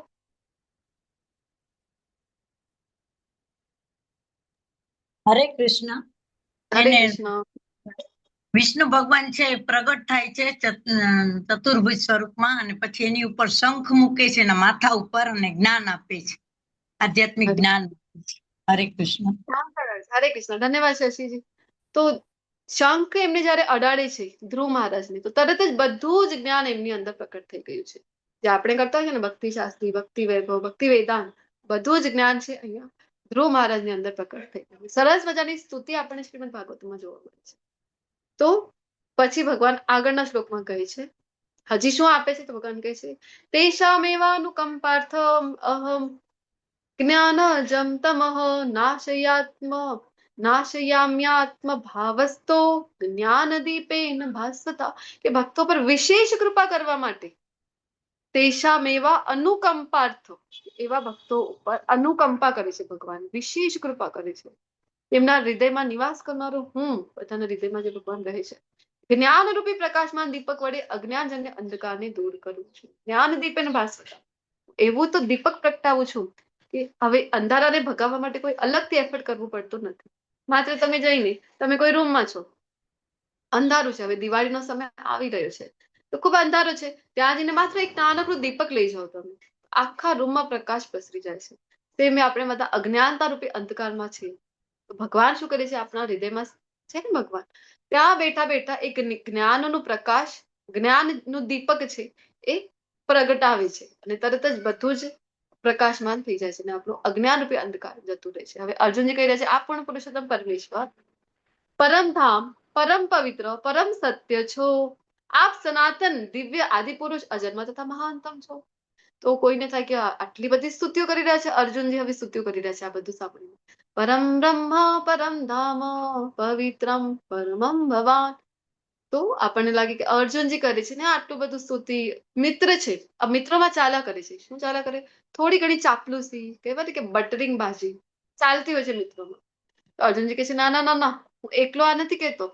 તો કોણ કહે છે? હજી અર્જુનજી કહી રહ્યા છે કે આ તો નારદ, અસિત, દેવલ તથા વ્યાસ જેવા સર્વ ઋષિઓ આપના વિશે આ સત્યનું સમર્થન કરે છે, અને હવે આપ સ્વયં મને એ જ કહી રહ્યા છો, હું એકલો નથી કહેતો. તો બધા મહાન મહાન જે ઋષિ મુનિ છે બધાનું નામ અર્જુનજી લઈ રહ્યા છે. હે કૃષ્ણ, આપે મને જે કંઈ બધું કીધું છે સર્વથા સાચું માનીને હું સ્વીકારું છું. હે પ્રભુ, ન તો દેવો કે ન તો દાનવો, આપણને થાય કે દેવતાઓ છે એ નથી જાણી શકતા, તો દાનવો જાણી શકતા છે કે છે? ના ના ના, દાનવો નથી જાણી શકતા, આપના સ્વરૂપને જાણવા સમર્થ નથી. હે પુરુષોત્તમ, હે સર્વના ઉદ્ભવ સ્થાન, કારણ કે ભગવાન બધાના ઉદ્ભવ સ્થાન છે ને. આપણા ઘરમાં કોઈ પૂર્વજ છે તો એ બધાના વિશે જાણે, કારણ કે બધા એમની પાછળ આવ્યા છે, પરંતુ આપણે દાદા વિશે જાણી શકીએ નહીં. આપણને બધું ના ખબર પડે, જેટલું દાદા પોતે જણાવતા હોય, અથવા તો દાદાના બેન છે એ આપણને જણાવતા હોય, અથવા તો આપણા પપ્પા જેટલું પોતે જાણી રહ્યા છે એ જણાવે, તો કંઈક આપણને ખબર પડે દાદા વિશે. અચ્છા, એ પણ નાના હતા ત્યારે એ પણ ખૂબ ઉપદ્રવી હતા, એ પણ સ્કૂલમાં જવા માટે રોજ રડીને જતા હતા, સ્કૂલ જવા તૈયાર જ નહોતા, એ પણ એમના ટીચર્સથી ખૂબ ડરતા હતા. મારી સામે તો ખૂબ બહાદુર બને છે. અચ્છા, એ પણ કેરીની ચોરી કરી આવતા હતા ખેતરોમાં જઈને. ત્યારે આપણને ખબર પડી, જ્યારે પોતે જણાવે અથવા તો કોઈની પાસેથી એમના વિશે ખબર પડે, કારણ કે એ પહેલા આવ્યા છે ને. તેમને ભગવાન ઉદ્ભવ સ્થાન છે, ને બધા પાછળ આવ્યા છે, દેવતાઓ થઈ ગયા, દાનવો થઈ ગયા, એટલા માટે કોઈ ભગવાનને જાણી શકતું નથી. હે સમસ્ત જીવોના સ્વામી, હે દેવોના દેવ, આપણે ત્યાં દેવનું કહીશું મહાદેવ છે. હા, પણ મહાદેવ ના પણ જે આપણે કહેવાય સર્વ લોક મહેશ્વરમ, ભગવાન વારંવાર ભગવદ ગીતામાં કહે છે, જગત, આખા જગતના જે નાથ છે એ છે ભગવાન કૃષ્ણ. વિશ્વના સ્વામી એકમાત્ર આપ જ પોતાની અંતરંગ શક્તિથી પોતાને જાણું છું. પરંતુ એ પણ એટલું જ સત્ય છે, જ્યાં સુધી શિવજીની કૃપા નથી થઈ ત્યાં સુધી કૃષ્ણ ભક્તિ આપણને મળી નહીં. અત્યારે આ જન્મમાં અથવા તો કોઈ ને કોઈ જન્મમાં શિવજીની કૃપા આપણા ઉપર થઈ છે. શિવજીની ભક્તિ જ્યારે આપણે નિસ્વાર્થ ભાવથી કરેલી હોય ને, તો શિવજી પણ આપણને એ જ આપે છે. શિવજી અથવા કોઈ પણ દેવી દેવતા લઈ લો તમે, જેમની ભક્તિ તમે જો નિસ્વાર્થ ભાવથી કરી હોય ને, નિષ્કામ ભાવથી, તો પછી એ આપણને કૃષ્ણ ભક્તિ છે એ આપે છે. હે કૃષ્ણ, હે પરમ યોગી, હું કેવી રીતે આપનું આ સતત ચિંતન કરું અને કેવી રીતે આપને જાણી શકું? હે પૂર્ણ પુરુષોત્તમ પરમેશ્વર, આપનું સ્મરણ કયા કયા રૂપમાં કરવામાં આવે? ભગવાન કહે છે કે સતત વારંવાર કહી રહ્યા છે કે મારા અનન્ય ભક્તો શું કરે છે? સતત મારું કથા કરે છે, કથન નિત્યમ, મારું જ કથન કરે, સતત મારું જ ચિંતન કરે છે. એટલે અર્જુનજી કહી રહ્યા છે કે હું કેવી રીતે કરી શકું? હે જનાર્દન, જનાર્દન આપણે જોઈ ચુક્યા છે પહેલા, જનનું જે આર્દન કરે છે, જનનું જે પાલન કરે છે, એ છે જનાર્દન.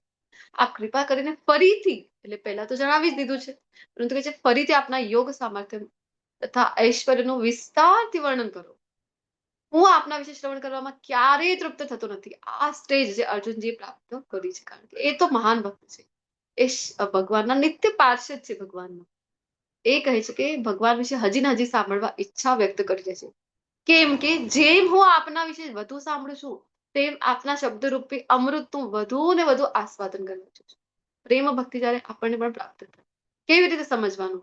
જ્યારે કૃષ્ણ છે એ આપણને પહેલા લાગતા હતા એના કરતા પણ વધારે પ્રિય લાગે છે. વધારે ને વધારે સાંભળવાની ઈચ્છા થાય છે. અરે આટલા જલ્દી આ ક્લાસ પૂરો થઈ ગયો, મને તો કૃષ્ણ વિશે હજી જાણવું હતું. આ જ્યારે સ્ટેજ આપણે પ્રાપ્ત કરી લઈએ, ઈચ્છા પ્રાપ્ત કરી લઈએ, તો જાણવું કે આપણે પ્રેમ ભક્તિમાં આગળ વધી રહ્યા છીએ. અર્જુનજીની છે શ્રીમદ ભાગવતમમાં બધા ઋષિઓ જેમ કહે છે કે સ્વાદુ સ્વાદુ પદે પદે, અમે હજી જાણવા, હજી શ્રવણ કરવા ઈચ્છી રહ્યા છીએ. કારણ કે જેટલો શ્રવણ કરીએ છીએ ને, એટલા કૃષ્ણ અમને વધારે ને વધારે પ્રિય લાગે છે. હજી વધારે ને વધારે સાંભળવાની ઈચ્છા છે. શું કામ વિભૂતિ જાણવી જોઈએ? કારણ કે જ્યારે આપણે કોઈ સર્જનને જોઈએ ને, તો એના સર્જક યાદ આવે છે આપણને. રચનાને જોઈએ તો રચનાકાર યાદ આવે છે. એટલા માટે જ્યારે આપણે ઝીરો જોઈએ, કોણ યાદ આવે આપણને? આર્યભટ્ટ માતાજી. Aryabhata. E is equal to mc square. કોણે આપ્યું છે ફોર્મ્યુલા? કોણે યાદ આવ્યા? ફોર્મ્યુલા ભણ્યા છો ને બધા? આઈન્સ્ટાઈન. Albert Einstein. પણ એ યાદ આવે છે. તો આ પહેલું પિક્ચર છે મોનાલિસા. એક મોનાલિસા પ્રયાગરાજમાં પણ ખૂબ પ્રખ્યાત થઈ ગયા હતા બે મહાકુંભની વખતે. આ મોનાલિસા છે. આ મોનાલિસા છે. કોણે કરી હતી એમની પેઇન્ટિંગ મોનાલિસાની? લિયોનાર્ડો દા વિન્ચી માતાજી. હા, લીઓનાર્ડો દા વિન્સી. તો એ પ્રખ્યાત, જ્યારે આપણે રચના જોઈએ તો રચનાકાર યાદ આવે છે. અને એક ખૂબ સુંદર ભાવ પણ છે ને, जिसकी रचना इतनी सुंदर वो कितना सुंદર होगा. ભાવ આ છે પાછળ કે આટલું બધું ઐશ્વર્ય જોઈ રહ્યા છે, તો અચ્છા એ રચના જેણે કરી છે એ કેવું હશે? ઈચ્છા થાય ને. એટલા માટે અર્જુનજી પણ વ્યક્ત કરી રહ્યા છે. પૂર્ણ પુરુષોત્તમ પરમેશ્વર બોલ્યા કે હવે હું તને મારા ફક્ત મુખ્ય મુખ્ય વૈભવયુક્ત રૂપનું વર્ણન સંભળાવીશ, કારણ કે હે અર્જુન, મારું ઐશ્વર્ય તો અપાર છે. ભગવદ ગીતાના શ્લોકો છે 700. હવે મારું બધા જ ઐશ્વર્યનું વર્ણન કરીશ તો શ્લોકો કેટલા થઈ જશે? અગણિત.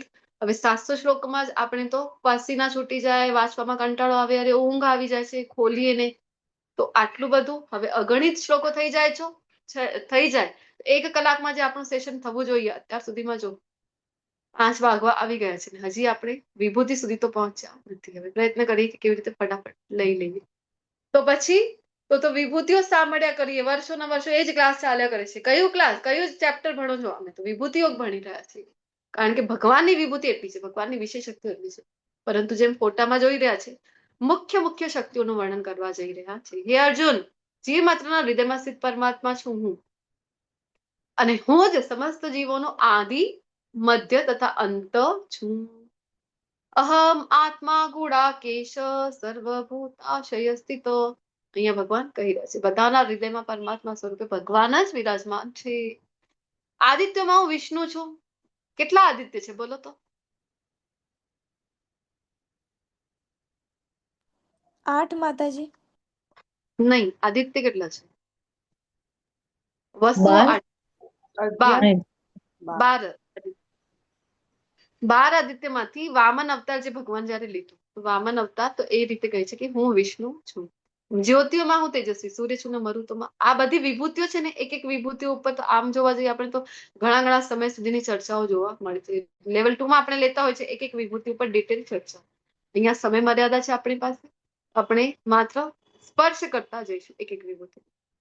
તો મરુતોમાં મરીચી છું, એની પાછળ પણ એક કથા આખી આવે છે કે જે કશ્યપ ઋષિના બે પત્ની દિતિ આદિતિ, અને કેવી રીતે દિતિની ઈચ્છા વ્યક્ત કરી કશ્યપ ઋષિ પાસે કે સંતતિ જોઈએ. શું કામ? તો ઇન્દ્રનું જે સંહાર કર્યું, કારણ કે હિરણ્યકશિપુને વિષ્ણુ ભગવાને માર્યા હતા ને, અને ઇન્દ્રની સહાયતા કરવા માટે એટલા માટે એ આખી સ્ટોરી આવે છે.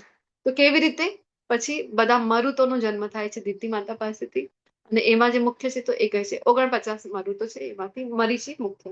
નક્ષત્રોમાં ચંદ્ર. વેદોમાં હું સામવેદ છું. સામવેદ 4 વેદમાંથી સામવેદ જે છે ને, ત્યાં ભગવાનની મોટી મોટી સ્તુતિઓ કરવામાં આવેલી છે. એ કહે છે કે સામવેદ છું. ને દેવોમાં સ્વર્ગનો રાજા ઇન્દ્ર છું. ઇન્દ્રિયોમાં હું મન છું. મન ષષ્ટિયાની ઇન્દ્રિયાણી, ભગવદ્ ગીતા 15મા અધ્યાયમાં કીધેલું છે. તો આપણી 5 ઇન્દ્રિય છે અને છઠ્ઠી ઇન્દ્રિય કીધી છે મનની, જે સૌથી પાવરફુલ છે. કેવી રીતે?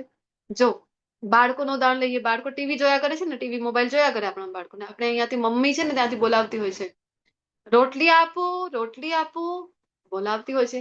અહીંયા બાળકનું તો ધ્યાન જ નથી, બાળક તો મગન છે મોબાઈલ જોવામાં, ટીવી જોવામાં. કાન તો એની પાસે છે, ઇન્દ્રિય તો એની પાસે છે, પરંતુ સાંભળતો નથી. શું કામ? મન નથી લાગેલું ને, એટલે મન ખૂબ મહત્વનું છે. મન ક્યાં છે? મન અહીંયા છે. પછી જયારે ત્યાંથી વેલણ ફેંકીને મારવામાં આવે ત્યારે, હા મમ્મી શું કહો છો? ત્યારે મમ્મી કે રોટલી આપવું, એ ક્યારથી તને પૂછી છું, બોળો થઈ ગયો છે કે શું? અને પછી એ બાળક કે ના હું તો, અમારું ધ્યાન અહીંયા હતું. ધ્યાન મન જ્યાં હોય છે ને, ત્યાં બધી ઇન્દ્રિયો એ જ દિશામાં કાર્યરત હોય છે. અડધા કલાકની મંગલા આરતી આપણે કરતા હોય છે, આપણને લાગે સરસ મજાની મંગલા આરતી આપણે ભગવાનની કરી રહ્યા છે. વંદે ગુરો શ્રી ચરણ રવિંદમ. કોઈ આપણને પૂછે પછી ચલો બોલો આજે ભગવાનના વસ્ત્રોનો રંગ કયા હતા, બતાવો તો જરા. આપણે આમ વિચાર કરવું પડે 2 મિનિટ, તો તરત જ આમ જવાબ આવે નહીં. આટલા સમય તમે મંગલા આરતીમાં દર્શન કરે, તમને નથી ખબર? મન નહોતું ને. મન હોય તો તરત જ આપણે કહી શકાય. તો મન ખૂબ પાવરફુલ ઇન્દ્રિય છે. તો ભગવાન છે હું છું, સમસ્ત જીવોમાં રહેલી પ્રાણ શક્તિ ચેતના જ હું છું. સર્વ રુદ્રોમાં શિવજી 11 રુદ્ર છે, જેમાંથી મુખ્ય તો કહે છે શિવજી. યક્ષો અને રાક્ષસોમાં ધનપતિ કુબેરસિંહ. વસુઓ 8 વસુઓ છે, જેમાંથી એક કથા આવે છે વિષ્ણુ પિતામાં પણ 8મા નંબરના વસુ હતા. કેવી રીતે દેવવ્રત તરીકે એમને જન્મ લેવું પડ્યું, તો આખી કથા આવે છે, આપણે લેવલ 2 માં લેતા હોય છે. તો વસુઓમાં હું અગ્નિ છું, અને બધા જ પર્વતોમાં મેરુ હું છું. પર્વતની 2 પ્રકારે વિસ્તરણ જોવા મળ્યા, એક તો આમ સ્ટ્રેટ સીધા, અને એક આમ વિસ્તરેલા વિડ્થમાં, એક લંબાઈમાં. તો એવી રીતે લંબાઈમાં જે પર્વત હોય એને એ છે મેરુ પર્વત, સૌથી વિશાળ. કહેવાય છે કે આખો પર્વત સોનાનું છે. ગોલોક ચાર્ટ ભણ્યા હતા ને, ત્યાં એનું વર્ણન આપણને જોવા મળે છે.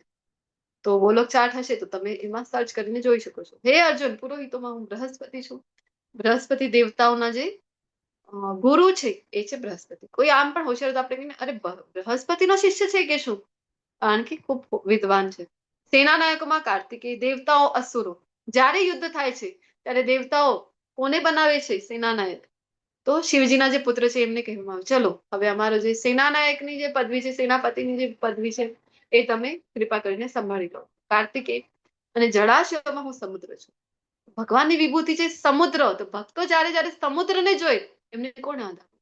કૃષ્ણ યાદ આવે. એમને ત્યાં જઈને માળા કરવાનું મન થાય, કૃષ્ણનું સ્મરણ કરવાનું મન થાય.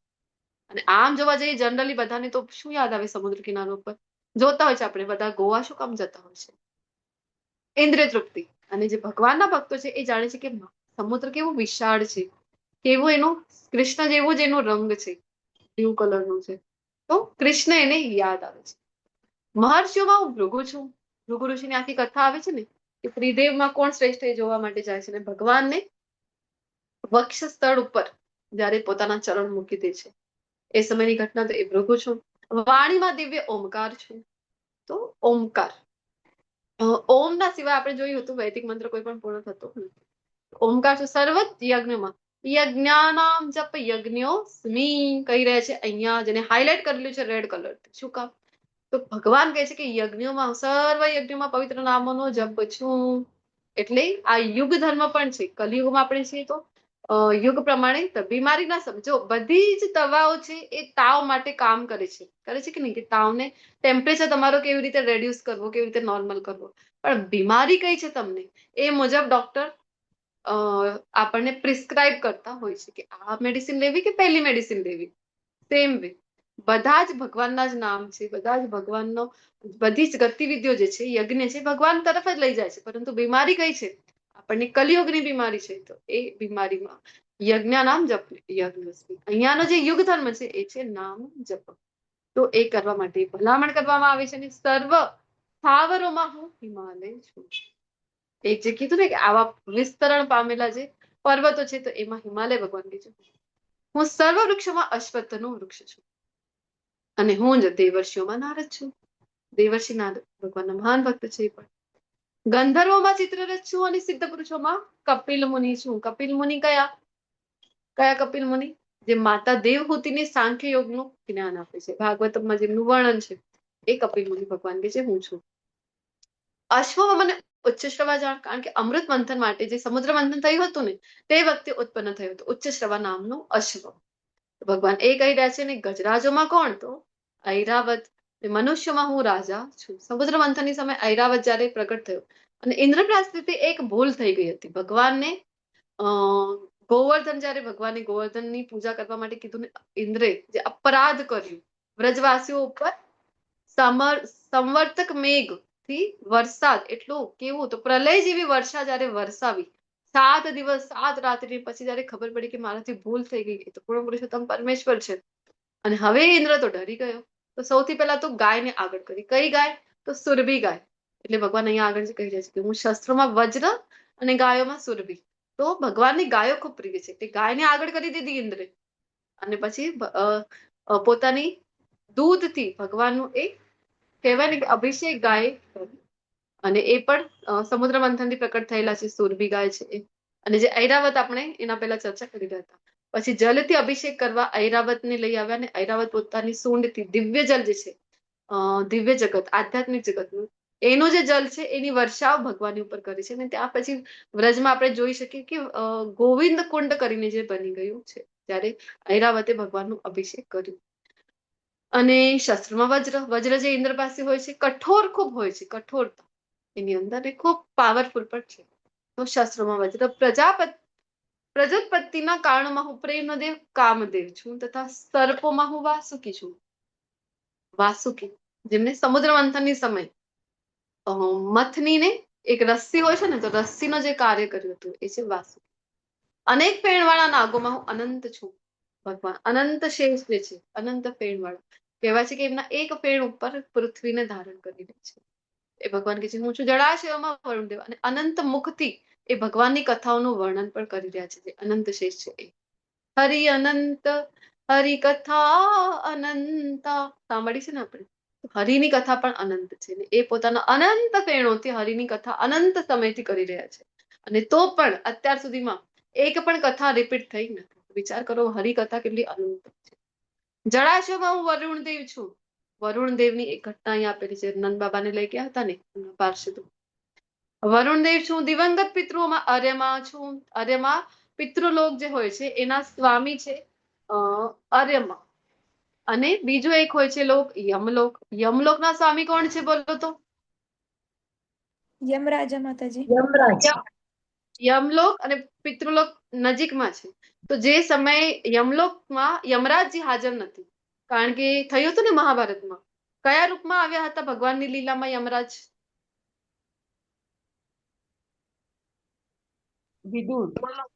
વિદુરના રૂપમાં. તો પછી એ સમયે પિતૃલોકની સાથે સાથે યમલોકનો પણ કારભાર છે એ આર્યમાં છે એ સંભાળે છે બંને લોક.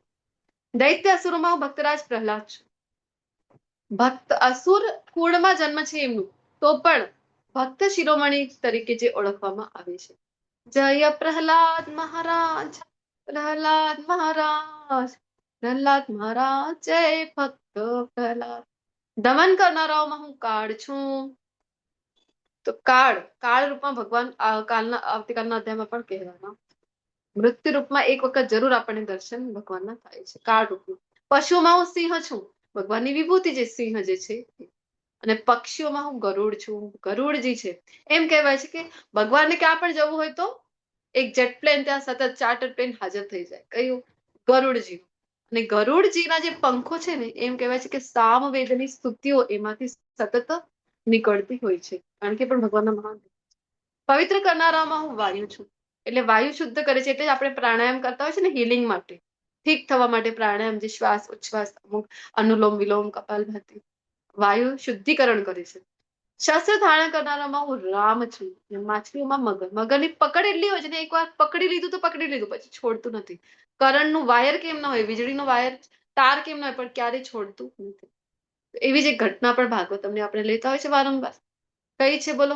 કોને પકડી લીધો હતો મગરે? ગજેન્દ્ર મોક્ષની કથા માતાજી. જી, ગજેન્દ્રનો પગ પકડી લીધો હતો ને એવી રીતે. હાથીના પગ. વહેતી નદીઓમાં હું જ ગંગા છું. હે અર્જુન, હું સમગ્ર સર્જનોનો આદિ, મધ્ય તથા અંત છું. હું સર્વ વિદ્યાઓમાં આધ્યાત્મિક વિદ્યા છું. સૌથી શ્રેષ્ઠ જે વિદ્યાને ગણવામાં આવી છે આધ્યાત્મિક. તર્કશાસ્ત્રોમાં હું જ નિર્ણાયક સત્ય છું. અક્ષરોમાં હું અકાર છું. અક્ષરણા નામ અકારો અસ્મિ. અ થી બધા જ અક્ષર શરૂ થાય છે.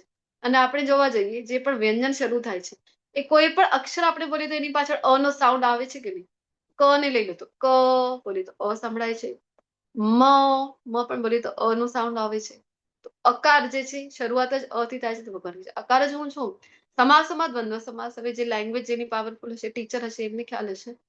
વ્યાકરણનો આ વિષય છે. 4 સમાસ આવે છે. સમાસ વ્યાકરણમાં જે શીખડાવવામાં આવે છે. 2 શબ્દો વિશે અલગ અલગ પ્રકાર છે સમાસમાં.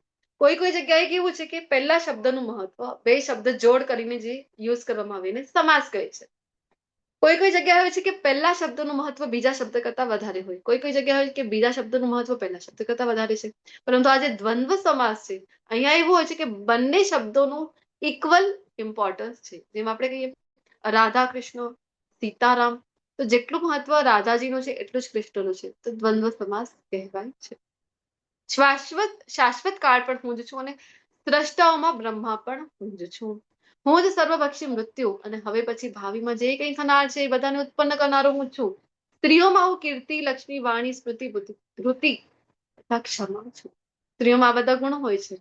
મધુર વાણીમાં બોલતા હોય છે. ક્ષમા જલ્દી કરી દે. સ્ત્રીઓનો એક ગુણ હોય છે, ક્ષમા જલ્દી કરી દેતા હોય છે. ભગવાન કહે છે મારી જ આ શક્તિ છે. કોઈ સ્ત્રીમાં જો આમાંથી કોઈ પણ એક ગુણ દેખાય તો આપણે કોણ યાદ આવવા જોઈએ? અરે કેવી સરસ વાણી છે એની, કેવી મધુર વાણી છે, તો આપણને તરત જ કૃષ્ણ યાદ આવે. કૃષ્ણની વિભૂતિ છે આ તો. આવી રીતે આપણને બુદ્ધિશાળી છે આ તો ખોટ, તો આપણને કૃષ્ણ યાદ આવવા જોઈએ. અધ્યાય જેટલા માટે ભણી રહ્યા છે. જ્યારે આ તમે ક્વોલિટી જુઓ, તમને રચના જુઓ તો તમને રચનાકાર યાદ આવે છે. સામવેદના મંત્રોમાં હું બૃહદ સામ છું. સામવેદની ચર્ચા કરી છે એમાં પણ જે બૃહદ સામ છે ત્યાં મોટી મોટી સ્તુતિઓ છે. સર્વ છંદોમાં હું ગાયત્રી છું. ગાયત્રી 3 વખત જેને ગાવામાં આવે એ છે ગાયત્રી. એ ભગવાન કહે છે કે હું છું મહિનાઓમાં માર્ગશીર્ષ. માર્ગશીર્ષ મહિનો ભગવાન શ્રી કૃષ્ણનો મહિનો કહેવામાં આવે છે. અને સર્વ ઋતુઓમાં વસંત ઋતુ છું. વસંત ઋતુ જ્યારે આવે તેને વસંત ઋતુને શું કહેવામાં આવે છે બોલો તો? ગ્રીષ્મ ઋતુ માતાજી. હા, ગ્રીષ્મ ઋતુ છે, પરંતુ ઋતુઓનો રાજા. ઋતુઓનો રાજા વસંત. રાજા એને ઋતુરાજ કહેવામાં આવે છે માતાજી. જી ઋતુરાજ વસંત. ઋતુરાજ હા, વસંત. ઋતુરાજ વસંત એવી રીતે કહેવામાં આવે ને. શું કામ? કારણ કે આપણે જોતા હોય છે ચારેય બાજુ સૃષ્ટિમાં એ સમયે નવ પાલવ આપણને જોવા મળે છે. આખી સૃષ્ટિ નવીનતમ બની રહી છે. સરસ મજાની વેલ, બધી જગ્યાએ પુષ્પો અહીંયા ફોટોમાં જોઈ રહ્યા છે. એ દૃશ્ય જોઈને આખી પ્રકૃતિમાં જે કંઈ બધું નવું નવું આવી રહ્યું છે બધું જોઈને આપણને પણ ખૂબ આનંદની અનુભૂતિ થાય. આપણી ત્યાં તો વર્ષમાં એક જ વાર આવે છે, પરંતુ ભગવાનના ધામમાં સતત વસંત ઋતુ જ છે. દ્યુતમ છલય તામસ્વી, કે છળ કપટ કરનારોમાં કોણ છું? તો કહે છે કે દ્યુત છું. શકુની મામા. શકુની લાગે કે હું છલ કપટ કરી લઉં. જયદ્રથને લાગ્યું કે હું છલ કપટ કરી લઉં, પરંતુ યાદ રાખો છલ કપટ કરનારામાં પણ ભગવાન તમારા પિતા છે, તો તમારાથી આગળ જ છે એક કદમ. જયદ્રથની ઘટના આખી આવે છે ને અર્જુનજી સાથે. અને તેજસ્વીઓમાં હું તેજ છું, વિજય, સાહસ તથા બળવાનોનો બળ પણ હું જ છું. હું વૃષ્ટિવંશીઓમાં વાસુદેવ તથા પાંડવોમાં હું અર્જુન છું. હું સર્વ મુનિઓમાં વ્યાસ છું તથા મહાન વિચારકોમાં હું જ ઉષ્ણ એટલે કે શુક્રાચાર્ય છું. આપણને લાગે દૈત્યગુરુ શુક્રાચાર્યનું નામ, હા દૈત્યગુરુ છે શુક્રાચાર્ય, પરંતુ એક એમની પાસે વિભૂતિ છે. કઈ છે કે કૃષ્ણને, ભગવાનને એ ઓળખી શકે છે. આપણે જોઈએ ને, વામન અવતારમાં આવ્યા તો પણ ભગવાનને એમણે ઓળખી લીધા. બલિ મહારાજે ના પાડી તો એ બલિ કઈ આપતો નહીં, નાનકડો બનીને જે આવે છે ને એ બીજો કોઈ નહીં, વિષ્ણુ છે, તો ઓળખી લે છે.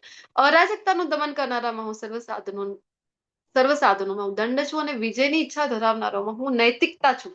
રહસ્યોમાં હું મૌન છું, જ્ઞાનીઓમાં હું જ્ઞાન છું. ઘણા લોકોને થાય કે હું ખૂબ જ્ઞાની છું, બધું યાદ રહી જાય. અરે કૃષ્ણની વિભૂતિ છે.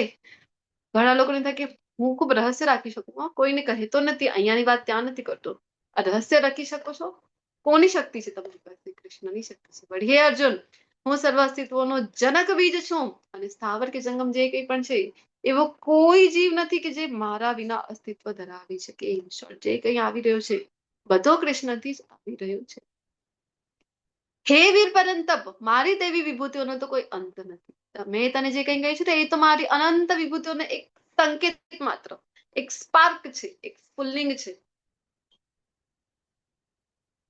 તું જાણી લે કે સમગ્ર ઐશ્વર્ય, સૌંદર્ય તથા તેજસ્વી સર્જનો મારા એ તેજના એક સ્ફુલ્લિંગ માત્રથી ઉદ્ભવી રહ્યા છે. એક સ્પાર્ક કહીએ ને આપણે, સ્પાર્ક કેટલું હોય, તણખલો કેટલું કણ હોય છે, આટલું નાનકડું. એનો તેજનો એક માત્ર સ્ફુલ્લિંગ છે. ભગવાન કહે છે જે કંઈ તું જોઈ રહ્યો છે, જે કંઈ સુંદરતા જોઈ છે, જે કંઈ ઐશ્વર્ય જોઈ છે, જે કંઈ તેજસ છે, આપણને લાગે કે ઓહો આ તો મિસ વર્લ્ડ જેવી સુંદર છે, આ તો મિસ વર્લ્ડ, આખા વિશ્વની સુંદરી, આખા વિશ્વની સુંદરી પણ ભગવાન આપણે કહીએ ને કે ચરણ કમળની ધૂળીની એક નાનકડું અંશ પણ નથી, કારણ કે સ્ફુલ્લિંગ છે જે અહીંયા દેખાઈ રહ્યું છે. તો વિચાર કરો, जिसकी रचना इतनी सुंदर वो कितना सुंदर होगा. કોઈ પણ સુંદર વ્યક્તિને જોઈએ તો આપણને કૃષ્ણ યાદ આવે છે. મારા કૃષ્ણની વિભૂતિ અથવા તો કૃષ્ણ કેટલા સુંદર હશે, એની રચના જેટલી સુંદર છે. તો પરંતુ હે અર્જુન, આ સર્વ વિગતવાર જ્ઞાનની શી જરૂર છે? હું તમારા એક અંશ માત્રથી આ સમગ્ર બ્રહ્માંડને વ્યાપીને તેને કરી લઉં છું. તો અહીંયા વિષ્ણુ, કયા વિષ્ણુ છે? કાણોદક્ષય વિષ્ણુ. તો એ ભગવાનનો એક પુરુષ અવતાર છે જે તો આખા બ્રહ્માંડનું સર્જન કરી દે છે. તો જ્યારે પણ આખો આ અધ્યાય આપણે ભણ્યા છે, અધ્યાય ભણ્યા પછી જ્યારે પણ આપણે કંઈક પણ ઐશ્વર્ય જોઈએ, કંઈક પણ સુંદરતા જોઈએ, મોંઘી દાટ કોઈ પાસે ગાડી જોઈ રહ્યા છે, કોણ યાદ આપવા જોઈએ? કૃષ્ણ આપણને યાદ આપવા જોઈએ. આનું એટલું ઐશ્વર્ય છે તો આપણને ત્યાં ચકાચોંધ થઈ જવું જોઈએ નહીં જોઈએ. આપણને યાદ આવવા જોઈએ કૃષ્ણ. અરે કૃષ્ણનું કેટલું ઐશ્વર્ય હશે, મારા કૃષ્ણનું કેટલું ઐશ્વર્ય હશે. કૃષ્ણને આપણે યાદ કરીએ. સરસ મજાના ખેતર લીલાછમ જોઈએ તો આપણે કોણ યાદ આવવા જોઈએ? કૃષ્ણ યાદ આવવા જોઈએ. આ તો મારા કૃષ્ણની શક્તિ છે. સમુદ્ર કિનારે ગયા છો તમે બધા ફરવા માટે, તો કોણ યાદ આવવા જોઈએ? આપણને આપણા કૃષ્ણ છે એ યાદ આવવા. આની સાથે આ 10મો અધ્યાય પૂર્ણ થાય છે અને હું મારી વાણીને વિરામ આપું છું. તમારા બધા જ ભક્તોનો વૈષ્ણવ મંત્ર પ્રણામ. વાંછા કલ્પતરુર્ભ્યશ્ચ કૃપા સિંધુભ્યેવ ચ પતિતાનાં પાવનેભ્યો વૈષ્ણવેભ્યો નમો નમઃ. હરે કૃષ્ણ કૃષ્ણ કૃષ્ણ હરે હરે, હરે રામ હરે રામ, હરે હરે. હરે કૃષ્ણ.